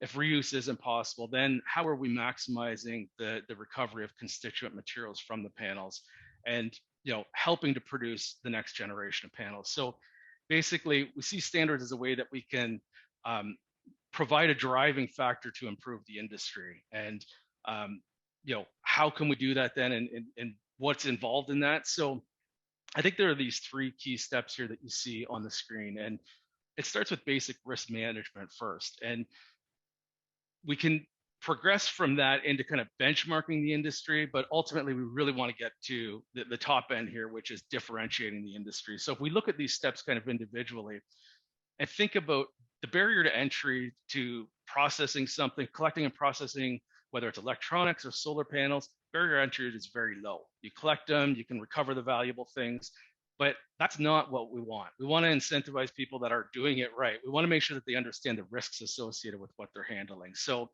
whether that's health and safety risks or dealing with the hazards or hazardous contaminants, and also things just like legal requirements, basic legal requirements for preventing disposal or landfill or illegal exports and things like that. So really with the standard, what we see as the first step is this basic risk management and getting facilities to the point where they can develop tools that are going to help them manage those risks. So if we move beyond that then, and get out of that bare minimum practices, then I think we move up to this benchmarking step. And now we're looking at driving best practices. So getting industries to be doing things the right way proactively, establishing a common set of expectations. And this is really important. When we have common expectations across the industry, then the industry can respond. And what I mean by common expectations is, Evelyn touched on it earlier, with standards and requirements that they're establishing for recyclers or processors of solar panels. It could also be regulations, for instance. And so there's a lot of different areas, and customers may have their own requirements. So we want to try to harmonize some of those things. And what that does then is provide the industry with a market, and they have access to that market. And so it allows them to better respond. And once we get to the next step and past that point, I think this is a real important aspect that we're trying to do with the standards now. And it's about differentiating and recognizing those that are doing it right. So it's not up to every customer, every jurisdiction to be setting their own requirements, to be auditing all their facilities. Now they can start to rely on third-party certifications and what's out there in terms of the oversight that's already taking place, and add any extra requirements they may have on top of that. But this third-party oversight then provides more confidence in the facilities that are recognized, and then the operations that they're performing. So with that kind of high level of the standard, talking more specifically, Kelley, I know you deal with a lot of these different standards. So not just R2, but there's also standards within R2 that are required for environment, for health and safety, for quality. So can you maybe touch on some of those, what they are, what their focuses are, and then kind of the risks they cover? Sure. I think what comes to mind the most quickly with this varied audience is that typically we would expect the regulatory field to manage some of these risks and aspects and impacts that operations like this would have on the environment and worker health and safety. But because this industry, similar to electronics industry, moves so quickly and there are so many unknowns based on manufacturing constituents and things that are in these units that we weren't sure of, we want to have a broad, I always kind of think of it as having your arms around environmental health and safety impacts and hazards in the workplace without depending on regulation or regulatory visits, for example. It's hard to change regulations, it's hard to update them. For those of you that were familiar with CRTs, it took us a long time to get a CRT regulation, and by then it was actually outdated. It took almost 5 years to write it.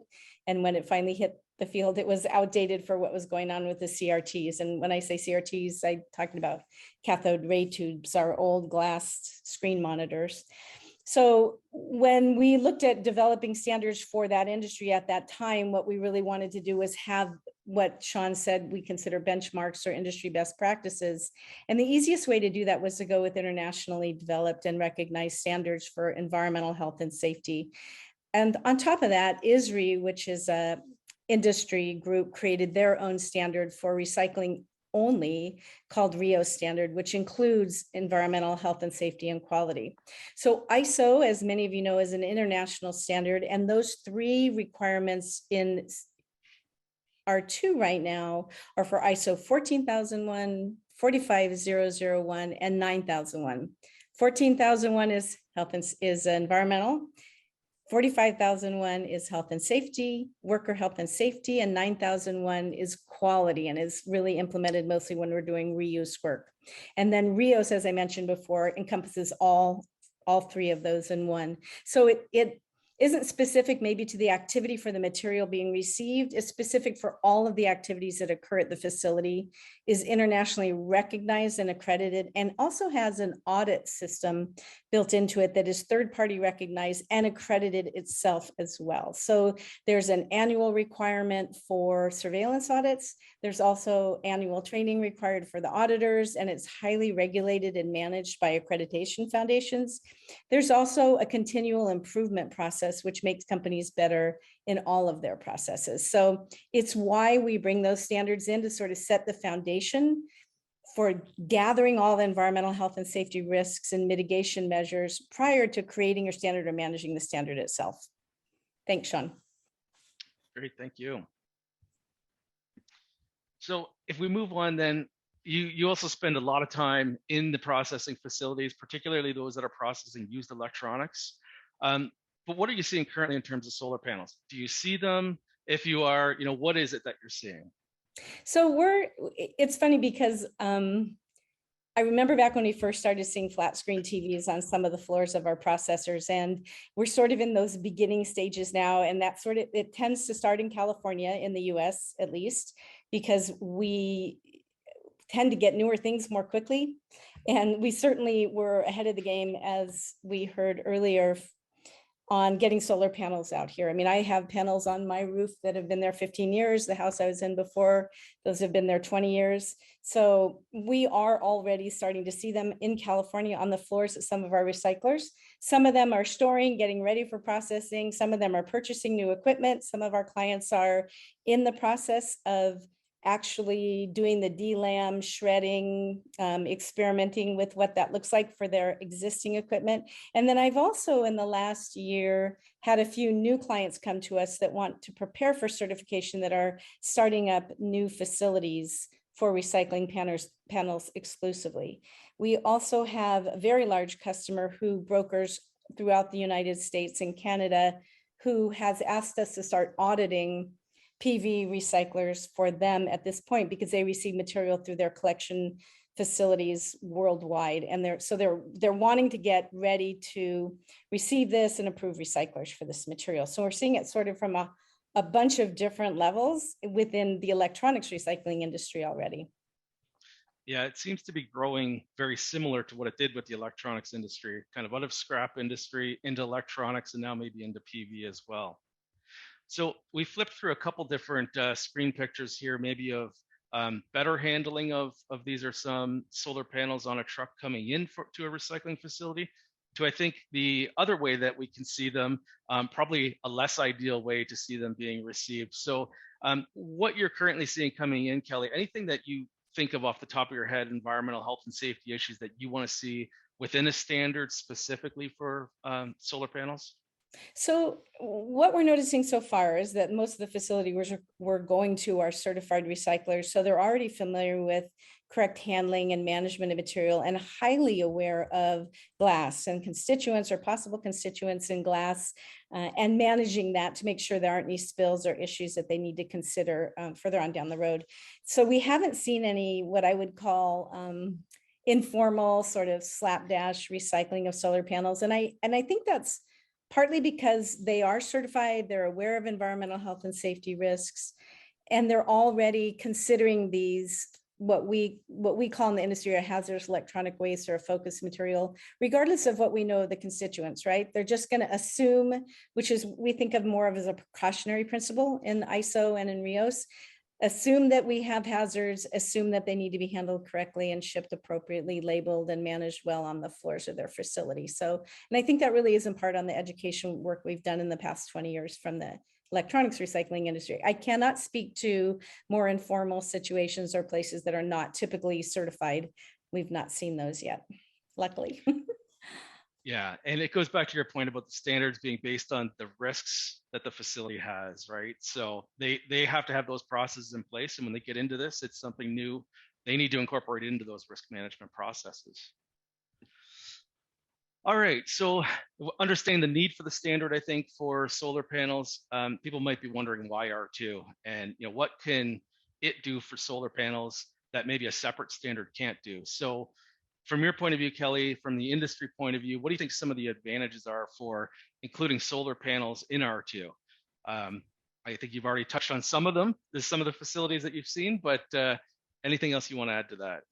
So I think Sean will probably remember this, the last iteration, so the second version of R2, the upgrade of that. At that time, I was pushing for solar panels to be added. And for this next one we just rewrote, it took us quite a bit of time to do that. I also wanted them added. I think because I saw the potential here of them ending up on site, and I knew that they were going to come to electronics recycling facilities because of the technology they already use.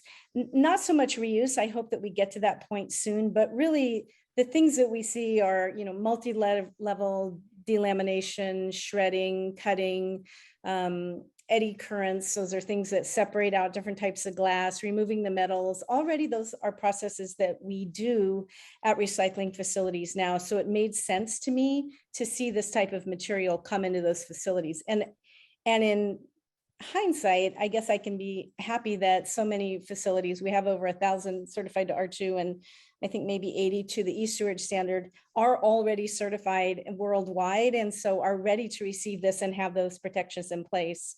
So I guess from the most part, what I would say is that the technology exists. So when I've spoken to new startups that are going to create a solar panel recycling facility, they're talking about the same kind of equipment I've seen in metals facilities for the last 25, 30 years. There are no differences in the technology. There's going to be some specific changes maybe in how some things are driven in terms of how they process. But for the most part, we're talking about hammer mill shredders, DLAM, same kinds of technologies we see now in the metals world.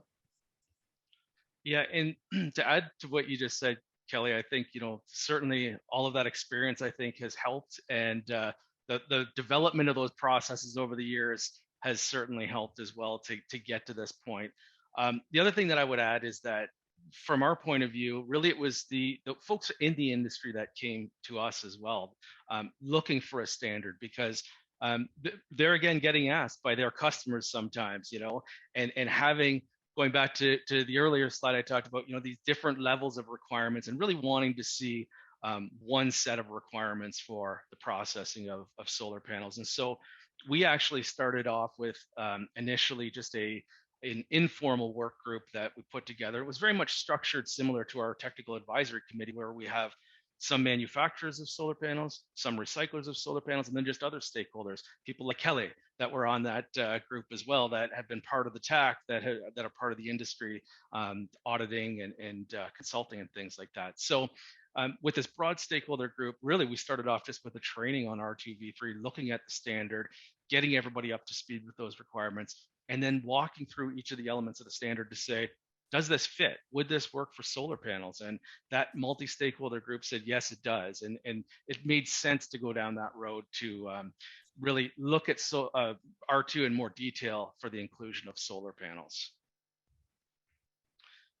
So what I wanted to do here, for those that aren't that familiar with the R2 standard, just kind of give a high level overview of what that would mean for solar panels to be included and what kind of requirements would they be subject to. So this is very high level, but really I want to explain this in terms of the sustainable life cycle approach, which R2 is really made up of. And we think of this, R2 starts really after first use of the solar panels. So once the solar panels are used, we need to have processes in place to collect those and have a plan in place for properly managing them. So it's not just an R2 facility. We consider it what's called the recycling chain. So it's every step until final disposition of that material. So starting at the very beginning, that one of the key requirements is the hierarchy of responsible management strategies, we call.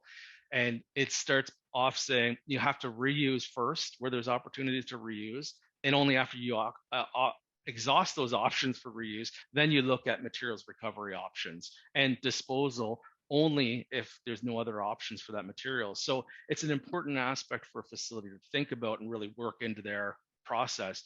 They also have to do the qualification of any of their downstream vendors. So again, not just their facility, but are they outsourcing any of these aspects of processing?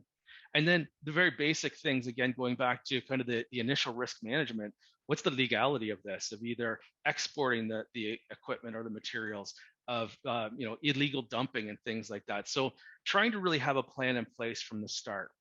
Then we look at, as I said, exploring the opportunities for reuse. And if we get into that space under R2, what that means is we have to have full testing of any of the devices that are going out for reuse. We need to make sure that they're actually suitable for reuse. In some cases, that means they might need to be repaired in some way. So then that goes through another process where we have to have quality repair processes to ensure that panels are actually, in fact, being repaired, again, being tested to confirm that they're functional, but also safe. And particularly with these items that either generate or use electricity, we have to ensure consumer and product safety for those items. Then when we exhaust those reuse options and we look to materials recovery, really it's about safely and effectively recovering as much of that material as we can. So how are we protecting workers in that process? What are we recovering? Are there any hazardous materials or items that need to be specially handled throughout that process? And so there's controls in place for that as well. So not every facility would do every one of these steps. That's where that downstream recycling chain comes into play. But you can see where the facilities operate and those processes that they perform, they really need to meet key requirements that are set out in the standard. And this entirety really shows that sustainable life cycle approach for electronic equipment now, but also solar panels in the near future. So that explains a little bit about what R2 means for solar panels, but what about the other way around? So, within the standard itself, how do they fit?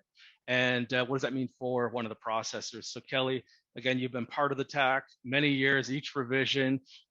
This last revision of the standard made a real structural change, and that kind of changes how people get certified. So you mind talking just a little bit about kind of what you see, how solar panels fit into R2 going forward?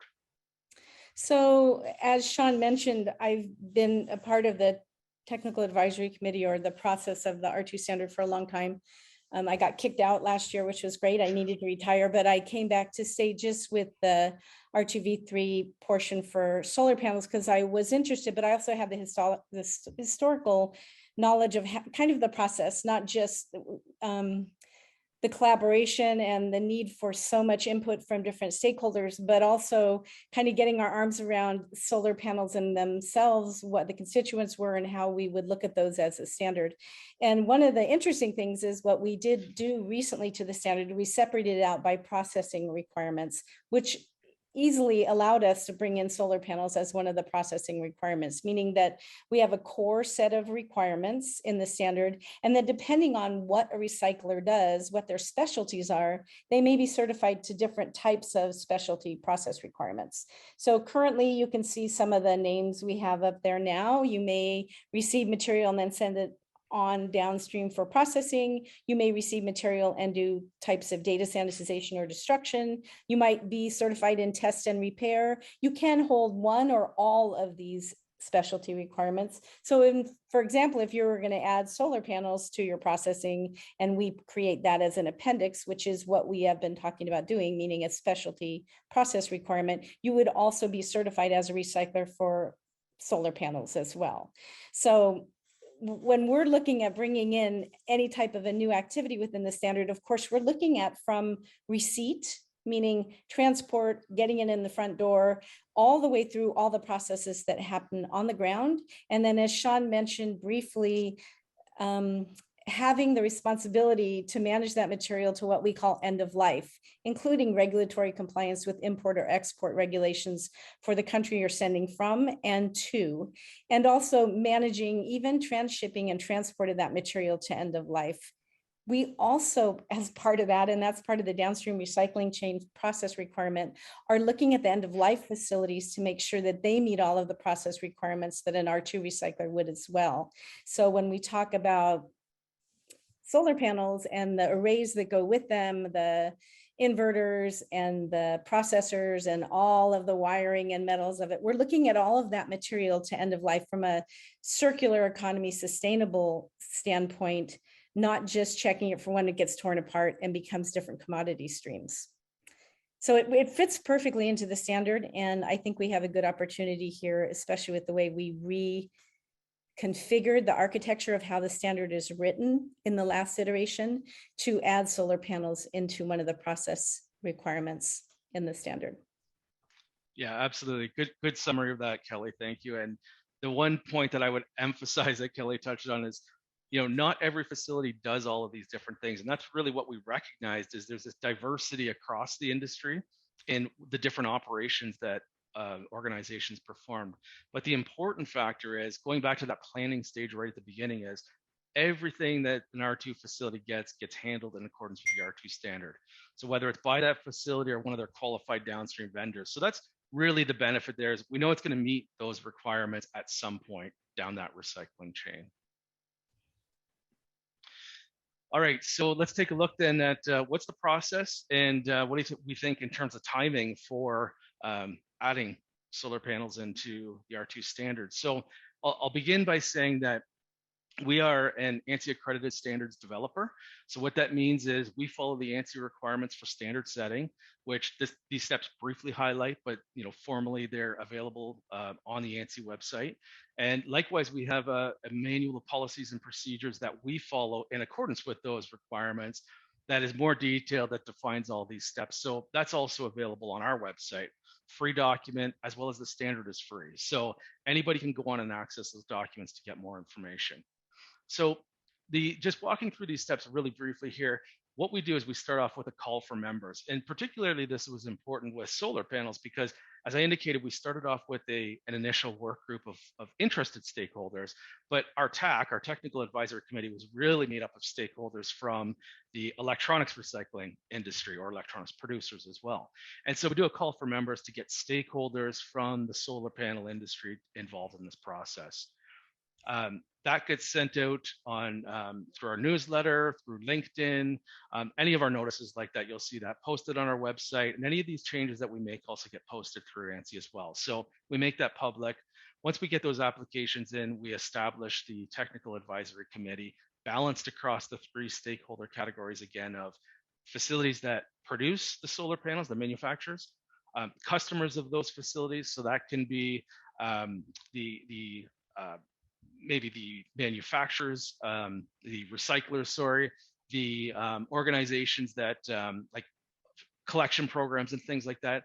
And then we have the other category of like regulators, auditors, consultants. So broad stakeholder group that gets together to draft the standard. So that next step is where we're currently at, is drafting the standard, currently looking at each of the requirements. What do we need to change? What do we need to include? So that's where we're currently at.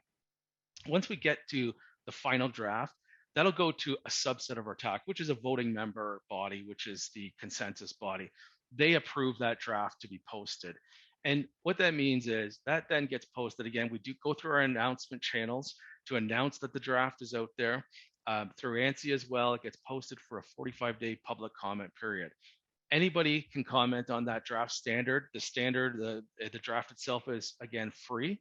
So you can review that. We have an electronic form where you submit any comments. So what we ask for, though, is in specifics where people have thoughts, whether there's a challenge, what's the resolution to it? If something isn't clear enough of a requirement, is there wording that would be recommended to make a change? So all of those public comments that we get go back to the TAC for review and consideration. And I'll tell you, through our R2V3 public comment period, we got 690 comments. We went through a lot of them, and Kelley will remember that time very well. Every single one we go through, everyone we respond to in some way. And if those comments result in changes to the draft standard, then those changes then also go out for a public comment period. So this process here of public comments and response, we went through a couple of them with R2V3. I think that's reasonable to say that we'll probably go through one or two of these postings at least. So it's hard to tell timing based on that. But once we get to the point where we think the draft is final, then it would go to our consensus body. They would make a final approval of it. And then finally, the SERI board reviews and adopts that standard, as long as it's in line with the intentions of the organization and meets the overall goals. So again, the TAC is actively working on drafting those requirements now. I hope that we have a draft by the end of the year that we're going to go to public comment on. And then depending on how many of those public comment periods, likely, I would say the second quarter of next year is probably the earliest time that we would have a set of requirements final that we could release. So that's kind of the formal process there. But again, Kelley, you've been part of this, and you're in the industry and talking to a lot of people. So are there any thoughts that you have on, for those that aren't on the TAC, that can't be part of it and drafting it, how do they get their input in? Of course, there's public comment period, maybe more or less informally than that. How do people really get heard on some of these things? Yeah, and I have a few clients that are, I think, actually on this call who've expressed some interest to me about being part of the process. So the group's already been chosen. There's always input. You can always reach out to TAC members. It's a very collaborative process. And I, at least for myself, because I have a lot of clients, I felt like I represented a lot of people in the industry being on the TAC, and I often had to take my own personal views out and consider what was best for the industry and for my clients. And I think everybody that's on the TAC has that same situation, that you have your own personal view of what you want to see driving the standard and what makes sense, but you also want to be realistic for your clients or constituents that you're thinking about who are going to be affected by it, how the auditing will occur, how they'll prepare for that, what kind of documentation they'll need. But on top of that, also the resources necessary to manage their certification process. These are all considerations. So when we're talking about EPR bills or consumer buyback bills, things like that for financing, those are first and foremost in my mind as well, because I know so many people in the industry that's very commodities driven, right? And commodities change in pricing all the time. So in order for a recycling program to be successful, there needs to be a financial model that makes it work for them. And we saw that in the CRT, again, not to bring up to beat that old dead horse, but we saw a lot of messes that are still being cleaned up from the CRT industry because there wasn't the commodity pricing to make it worthwhile. So a lot of players got in the game. We ended up with stockpiling hazardous materials, and some of that material actually was paid for to be managed 4 times. And so what Sean said earlier was, he does feel like we're right at that threshold where we caught it in time, we're early enough, and the industry itself seems to be very proactive. I've been very happy to hear from the collaborative efforts of all the industry associations, manufacturers, and recyclers that have started early on in this process, which is why I really think it's important that R2, a standard, be delivered early on as well, so that we can manage all of this to prevent anything like that from happening, like happened with the cathode ray tube disasters. So I just want to say that, it's a very collaborative process. There's always time and energy for input. It's a frustrating process for the people that are on the TAC, but it's also very rewarding when you actually get to a place where you agree on things.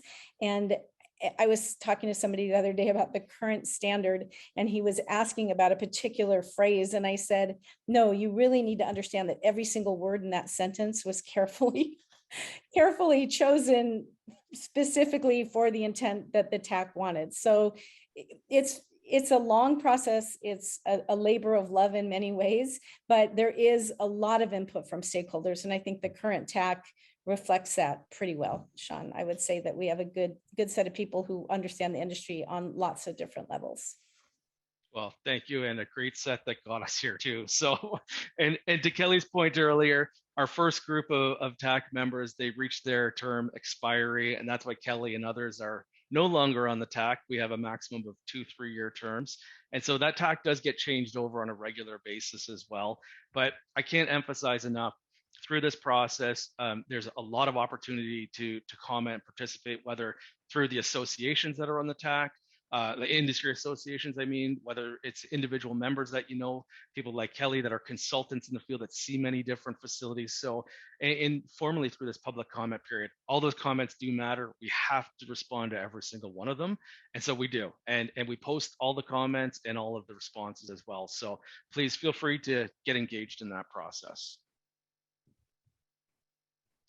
So that brings us to the end of the presentation anyway. I don't know, Kelley, if there's anything that we missed that you wanted to add to that, or anything else? I feel good. Thanks everyone for allowing us to present for you today. Yeah, thank you very much. And thanks Scott and Pennsylvania Recycling Market Center again for hosting this and giving us the opportunity.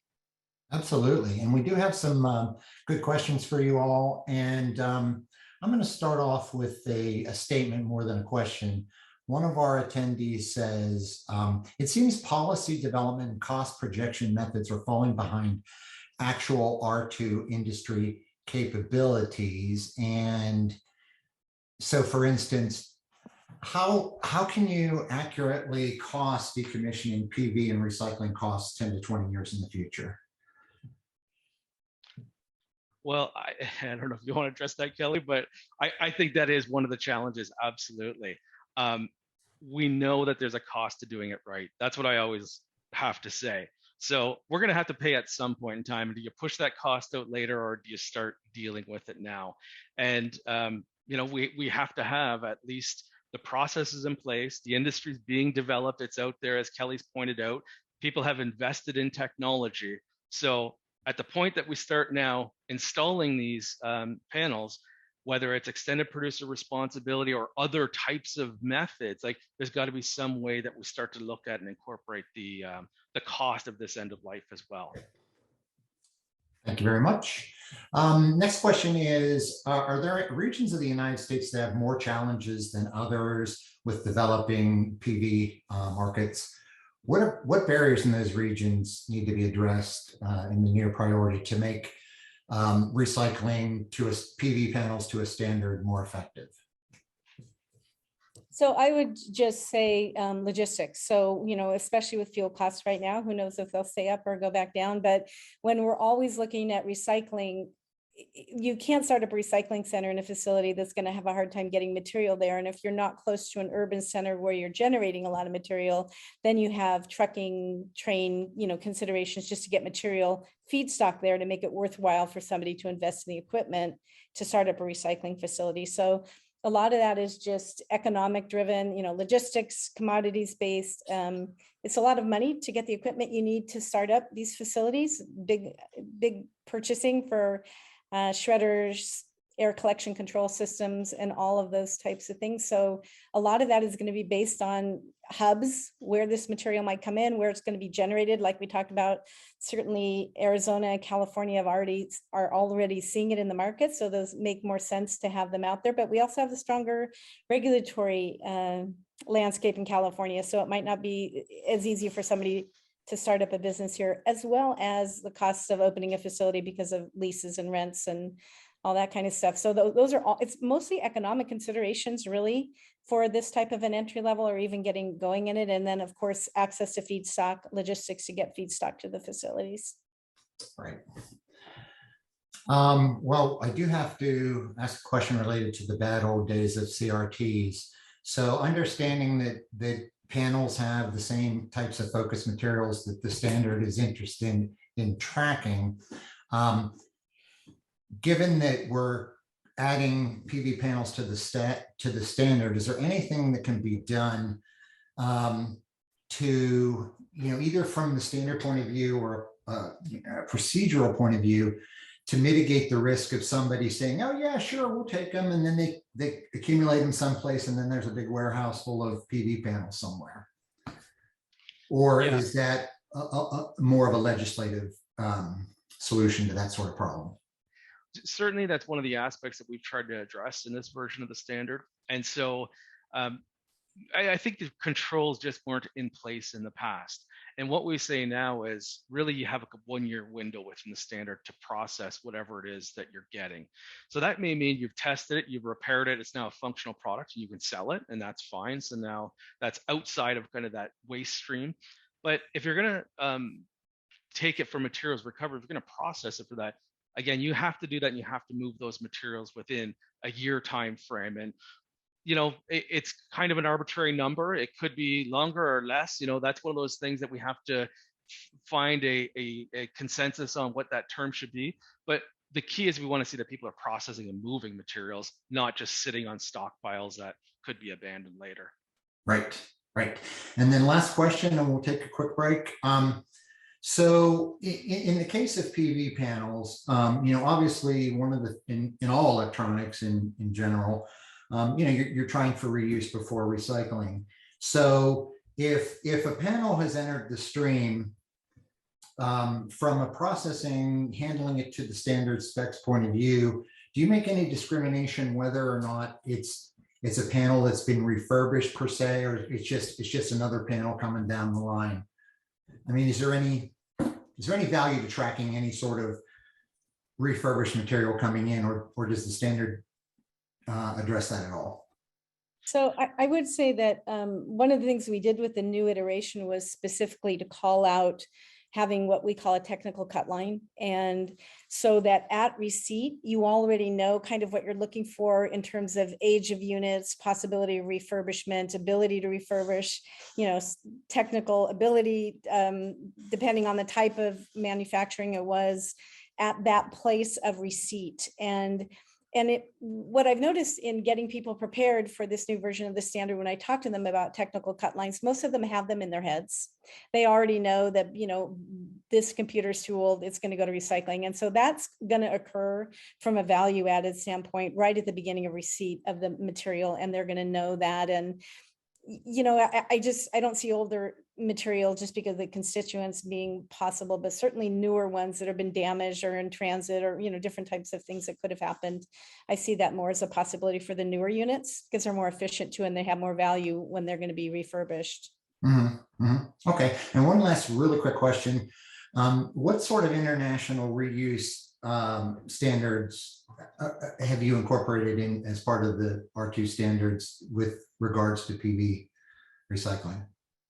Well, I think that's a good opportunity for sure. And we don't see that just with PV, but we see that with electronics in general. There's other markets out there where things that have been used can be, functional items can be reused again and are ideal for other markets. And so I think Evelyn talked about it earlier, 30-year-old panels that still have a great lifespan in them.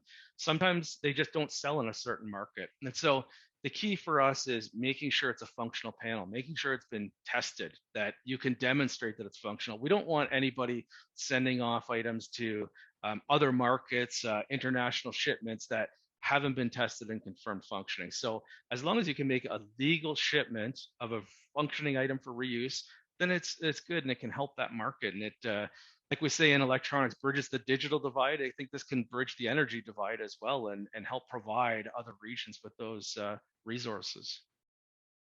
Great.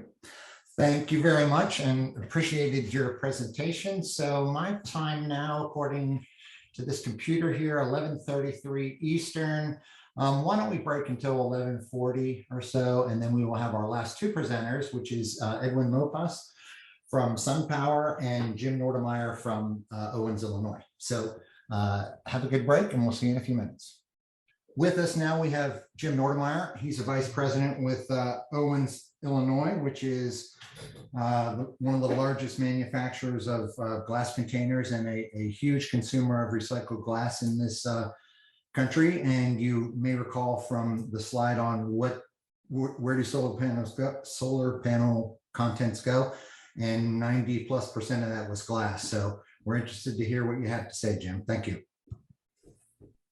Great, thanks, Scott. And as like Scott said, I'm with OI Glass. We actually dropped the Owens, Illinois name a couple of years ago and went just to OI Glass. And we are one of the largest glass container producers in the world, and one of the largest here, leading producers here in the United States. And I just want to thank the Pennsylvania Recycling Market Center for the opportunity to speak on this important subject and participate today. And many of you on this webinar are likely wondering what a glass container manufacturer is doing, talking about solar panel recycling. Well, Scott just said it. There's a lot of glass in solar panels, and if there's a way to recover that glass that is compatible with glass container recycling, we want it. So let's dive in and spend a few moments on glass and solar panels.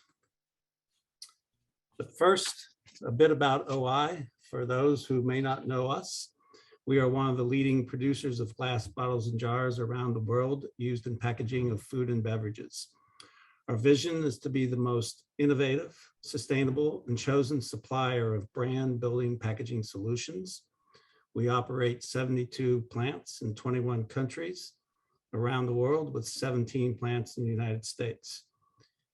We manufacture over 10 million tons of glass using 38% recycled content today, and we're looking for more, and particularly glass that comes from solar panels, good, clean, clear, flint glass, as we call it, to get back into our packaging, because glass and glass packaging is the perfect material for a circular economy. So why do we believe that glass is the most sustainable rigid packaging material? For a number of reasons.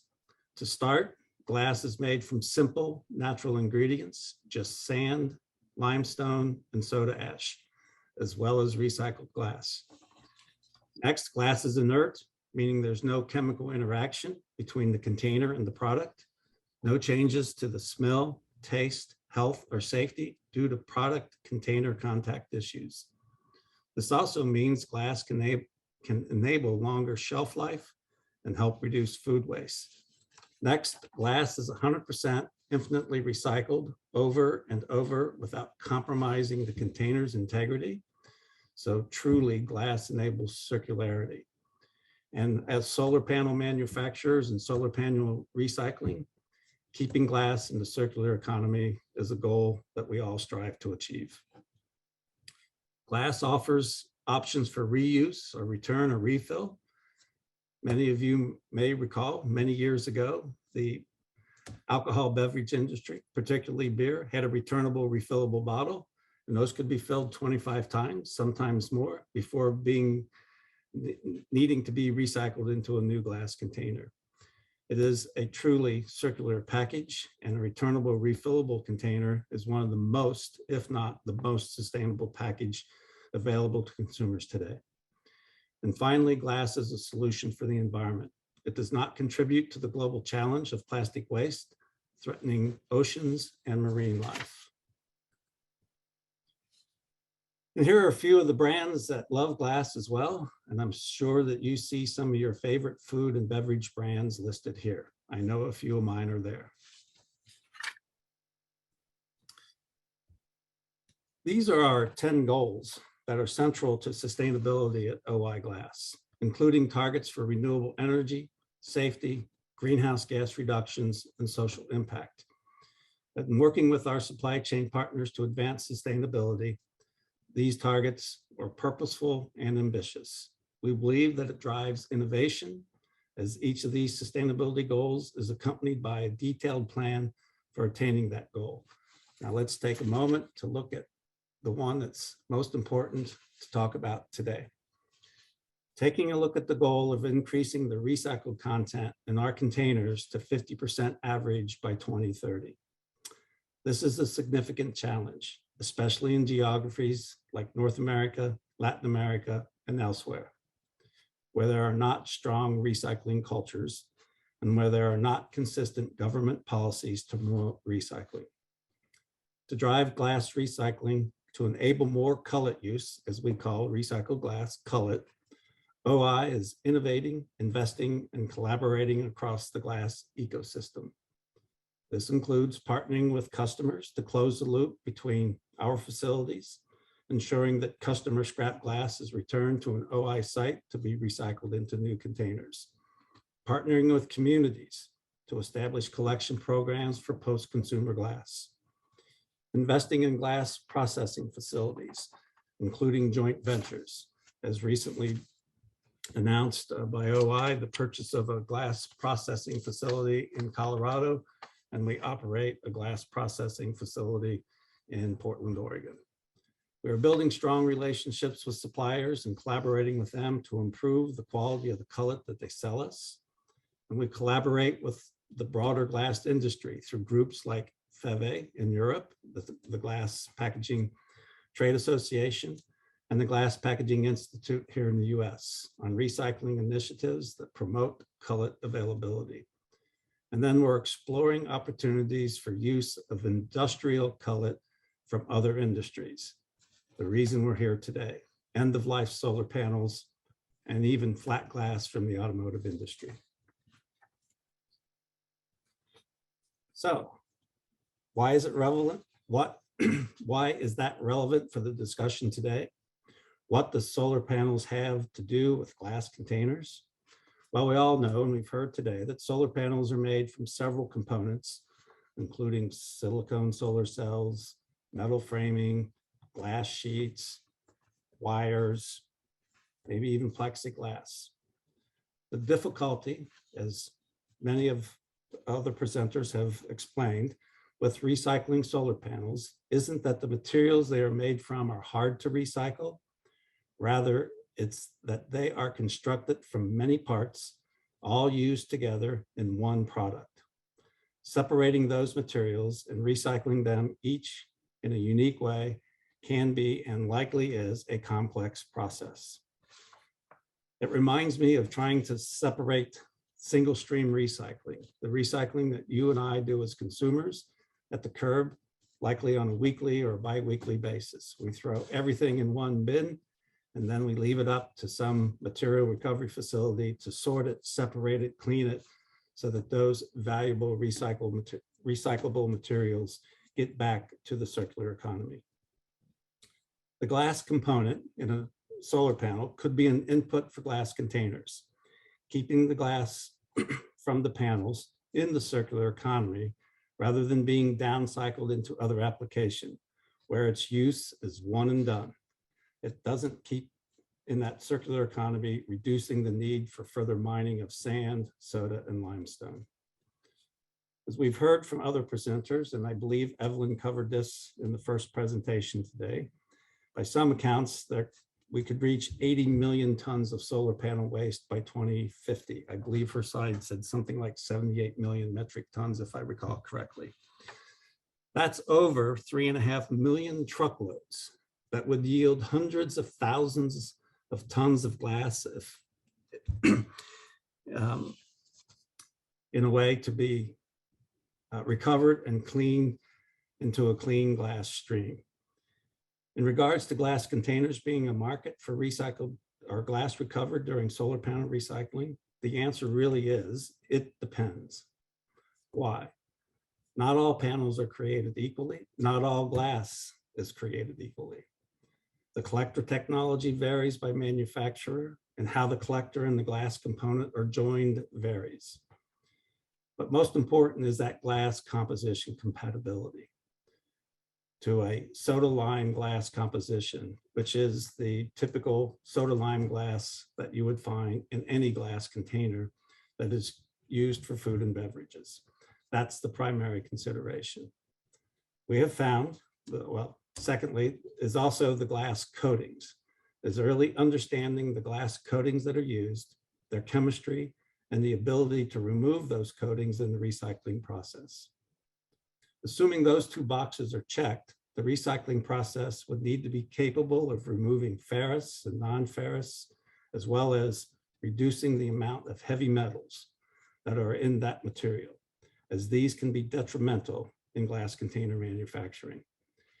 Metal in glass in our melting furnaces actually sinks to the bottom and becomes a corrosion element on the refractory that we use in our furnaces that could lead to furnace leaks over time. Metal in the glass also presents itself as defects in the final article, causing us to reject glass and potentially causing an issue in filling or consumption of the beverage by a consumer.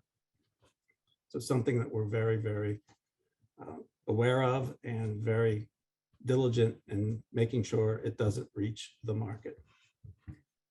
In summary, can it be done? Yes. Is it being done commercially today? Yes. The key to that is partnering with the potential outlets, and glass container producers being one of those outlets early in the process that drives how the recycling is done. And even to the extent that the recycling process for each type of panel may be different to recover the maximum amount of material, which would like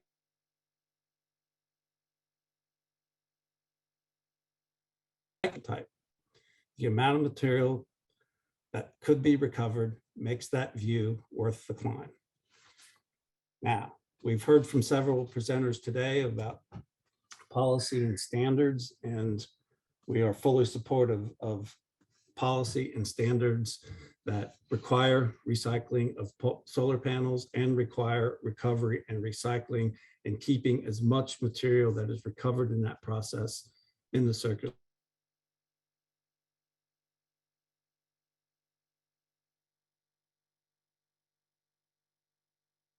Is still recyclable today, and why we want solar panels to be here for multi-generations. As Senator Yaw said this morning, this is a multi-generational issue. Having glass and having that material stay in that stream protects the environment, protects or reduces the burden on mining and of natural resources, and keeps that material in a circular economy. Thank you again for the time today. In the words of our founder, Michael J. Owens, it can be done. Scott, back to you. Thanks, Jim. I do have a couple of questions here. How do you remove the contamination from the glass, the coatings itself? What's the process for that? Yeah, so I mean, contaminants that are loose contaminants like ferrous, non-ferrous materials, those can be done through eddy current magnets or eddy current devices or rare earth magnets that remove those materials. Other contaminants, whether it's pieces of metal or non-glass particles, the optical sorting technology used in glass can remove those. When it comes to the coatings that are on particular glass, some coatings will be a non-issue. Other coatings, particularly if there's a metallic component to that coating, will be an issue. So it's really working with the recycler and understanding what process we can use to remove that coating, whether it's a chemical washing process or some other type of mechanical recycling that actually removes that coating. It would be similar to recycling automotive window glass. To remove that polyvinyl butyrate layer that's sandwiched between the two layers of glass in your windshield, it's done mechanically. And can we do that with solar panel glass? Perhaps, but it's a case-by-case basis. Okay, great. And on a similar note, how do you handle, so obviously if most of the glass is going into food packaging, back in the days of leaded CRT glass, lead was an issue, obviously being in food containers. But are there any other issues that you're concerned about regarding maybe specific to PV stuff, fire retardants, anything unique to food processing that you would think would prevent PV panel glass from being used in food applications? There's no issues. We know there is PV panel glass being used by the glass container industry around the world today in food applications. We do monitor heavy metal content, Scott. That's the biggest thing that we monitor. Here in the United States, we are required to stay below 100 parts per million of a combined level of heavy metals, like lead being the most predominant one. So things like lead, cadmium, barium, the sum total of those need to be less than 100 parts per million. It's something that all glass producers, at least here in the United States and even around the world, monitor on a daily basis in their furnaces. And when they get to an action level, that they start taking measures to likely reduce the amount of cullet, because the source of that heavy metal is things like leaded glass crystal that makes it into the stream, older glass articles that are being recycled that are high in lead content or heavy metal content. So it's something that the glass industry monitors every day. And as long as we can keep the sum total of those heavy metals below that 100 part per million level, and that's for the United States, it's 200 parts per million everywhere else in the world. That's interesting. Yes, it is. And there has been a number of efforts here in the United States to raise that 100 parts per million to 200 parts per million, and we never make it. And it's really, it's a California Prop 65 issue or thing to address, but we still just operate below that 100 part per million level, which isn't as hard as I may make it sound, but it is quite possible. Okay, great. And then last question for you, and then Edwin can speak. What regulatory policies are most advantageous in support of the U.S. circular economy for glass? What do you recommend for reading as far as regulations, or maybe to get a good overview of kind of what's going on with the circular economy for glass? Yeah, so the big things that are happening around glass and basically just recycling of packaging in general are the number of extended producer responsibility schemes or legislation that is being considered by, I believe there's 11 or 12 states currently. Uh-oh. Oh, that was such an unceremonious drop. Hopefully Jim will come back in. Fortunately, that was his last question. So I'm going to go ahead and introduce Edwin Mopas. Ed is the EH&S manager, environmental health and safety manager for Sun Power Systems. And Edwin, the floor is yours. Okay, and as Scott graciously indicated, I'm the current EHS manager for Sun Power Corporation in San Jose, and I only have one slide. And as you can see by this presentation here, it's my crude representation of the circular economy. And what it points out is the bottlenecking that actually occurs as panels go from an end user, which is the consumer, back all the way down through the recycling process. So basically what I have here is an end user or panel owner becomes, in EPA terms, a generator owner. And what you see here are the different levels of recycling in that food chain, ending up in the bottleneck here at a primary or secondary metals recycler like Owens. I've worked at the secondary metal recycling, and I can tell you right now, if we were permitted to take in glass from CRT manufacturing and various other points. However, just trying to deal with all the components, as Jim indicated, he needs good, clean, clear glass.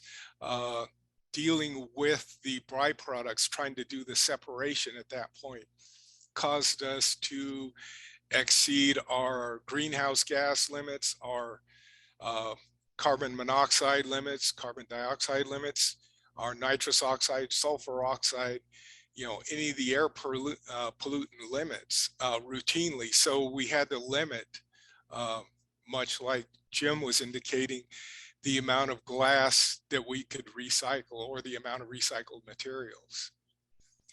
So again, so that goes back to, you're at a manufacturer like Owens, they're distributing to a number of primary users of PV materials, and that goes back out through the next recycling process. So the biggest issue we have is extended producer responsibility. We'll need help, regulatory help on defining that and who and where that all resides, because we can definitely recycle and reuse solar panels. There are no current standards to that. We know typically when a solar panel or PV panel fails, much like a battery, the panel is made up of a number of cells. Those cells are connected electrically in series and in parallel to form a module. Typically, only one or two of the cells fail in a module. But we cannot downgrade or repower that module at that time without, you know, all kinds of extended responsibilities. So on the reuse side, we can definitely put it back out for remarketing, but there is value in having the manufacturer's original logo on there. There's value in having the testing certification seals on that. But from a manufacturing side of it, when they repower and downgrade the module, we cannot make any guarantees on that. So, you know, we need, you know, there's going to be a need for legislation or rules development on how do we do those standards. So that's basically all I have. It's just to show the true bottleneck, because individual states collectively, they may not produce enough modules to get up to this peak where they can be reused and recycled at that point. So they're going to have to be consolidated at a number of handlers, a number of transporters, and a number of storage disposal facilities. So, you know, that's, and a good example is even within California. California produces a lot of modules that are being replaced for newer technology. But are they treated and recycled in California? Chances are probably not. They're going out of state to another recycling facility, or they're consolidated and retested. So with that, that's all I have to say. And thank you for the time and consideration. Sure. Thanks for your expertise. And it looks like Jim has made it back on. Jim, you're welcome to come in for any last remarks. No, I don't know what happened, Scott, but this I think it just disconnected automatically. But no, Well, I don't know if there was any additional questions, but as And I just caught the back end of Edwin's presentation here, but again, it's back to really the glass component of the panel is a good portion of the panel. And let's work together and find out ways, working with the manufacturers, the recyclers, and ways to recover that glass, and glass that is compatible for the container industry. We're very much interested. Fantastic. I do have a question that's come in for you, Ed. A couple, actually. Can you explain in more detail how EPR needs to treat PV cells where only a few are damaged? Well, the modules are constructed with blocking diodes. So there is a point where all the cells are connected and joined, and they're typically up in that combiner box with the electrical leads. So in a traditional, if this were a traditional semiconductor or computer chip manufacturing, they would have a means to repot or burn out or disable that string. I don't know in PV manufacturing that we have that capability yet. So the only way we can do it is just downgrade that module somehow. If that answers that question. Yes. But we may, the collective solar body may need to come up with a scheme to be able to disable strings of cells in a module. Yeah, that's a good point. Another question for you. Are you saying that getting the panels back to the OEM at end of use allows for improved refurbishment or resale? Are leasing models being considered? Leasing models are definitely being considered. Currently, I don't know if there are schemes where sending it back to the OEM does work. But again, what are they doing with it? Are they sending it back out on a secondary market? Are they totally dismantling it, or what? Again, as Jim points out, the mere fact of preparing a module and getting it broken down where you can get to the individual components is a big issue right now. Since the module is a large amount of glass, the value of the other components doesn't lend itself to make the module very recyclable. In the old days, there was a large amount of precious metals and other things that added value, but as the modules got bigger, more powerful, the amount of semiconductor material has decreased. So sounds good. I don't think there's any more questions. Do you have any other comments you want to make, Ed or Jim? Hearing none. All right, so we are at the end of our presentation, and thanks so much to everyone for coming. I know I learned a lot. I hope that everyone who came for their own particular piece of this puzzle got something to help build that puzzle. From an administrative point of view, you will receive an email, from the Zoom systems, thanking you for attendance. And in that email will be the link to the Zoom recording for this, so that way you can, you can replay a session that you might have missed, or,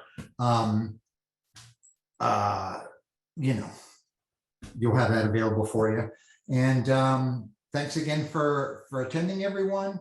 And keep on the lookout for more presentations from us regarding the circular economy, recycling. My specialty is in electronics, but we have other program managers here who handle other material types. And thanks again. I hope everyone has a great day and good luck.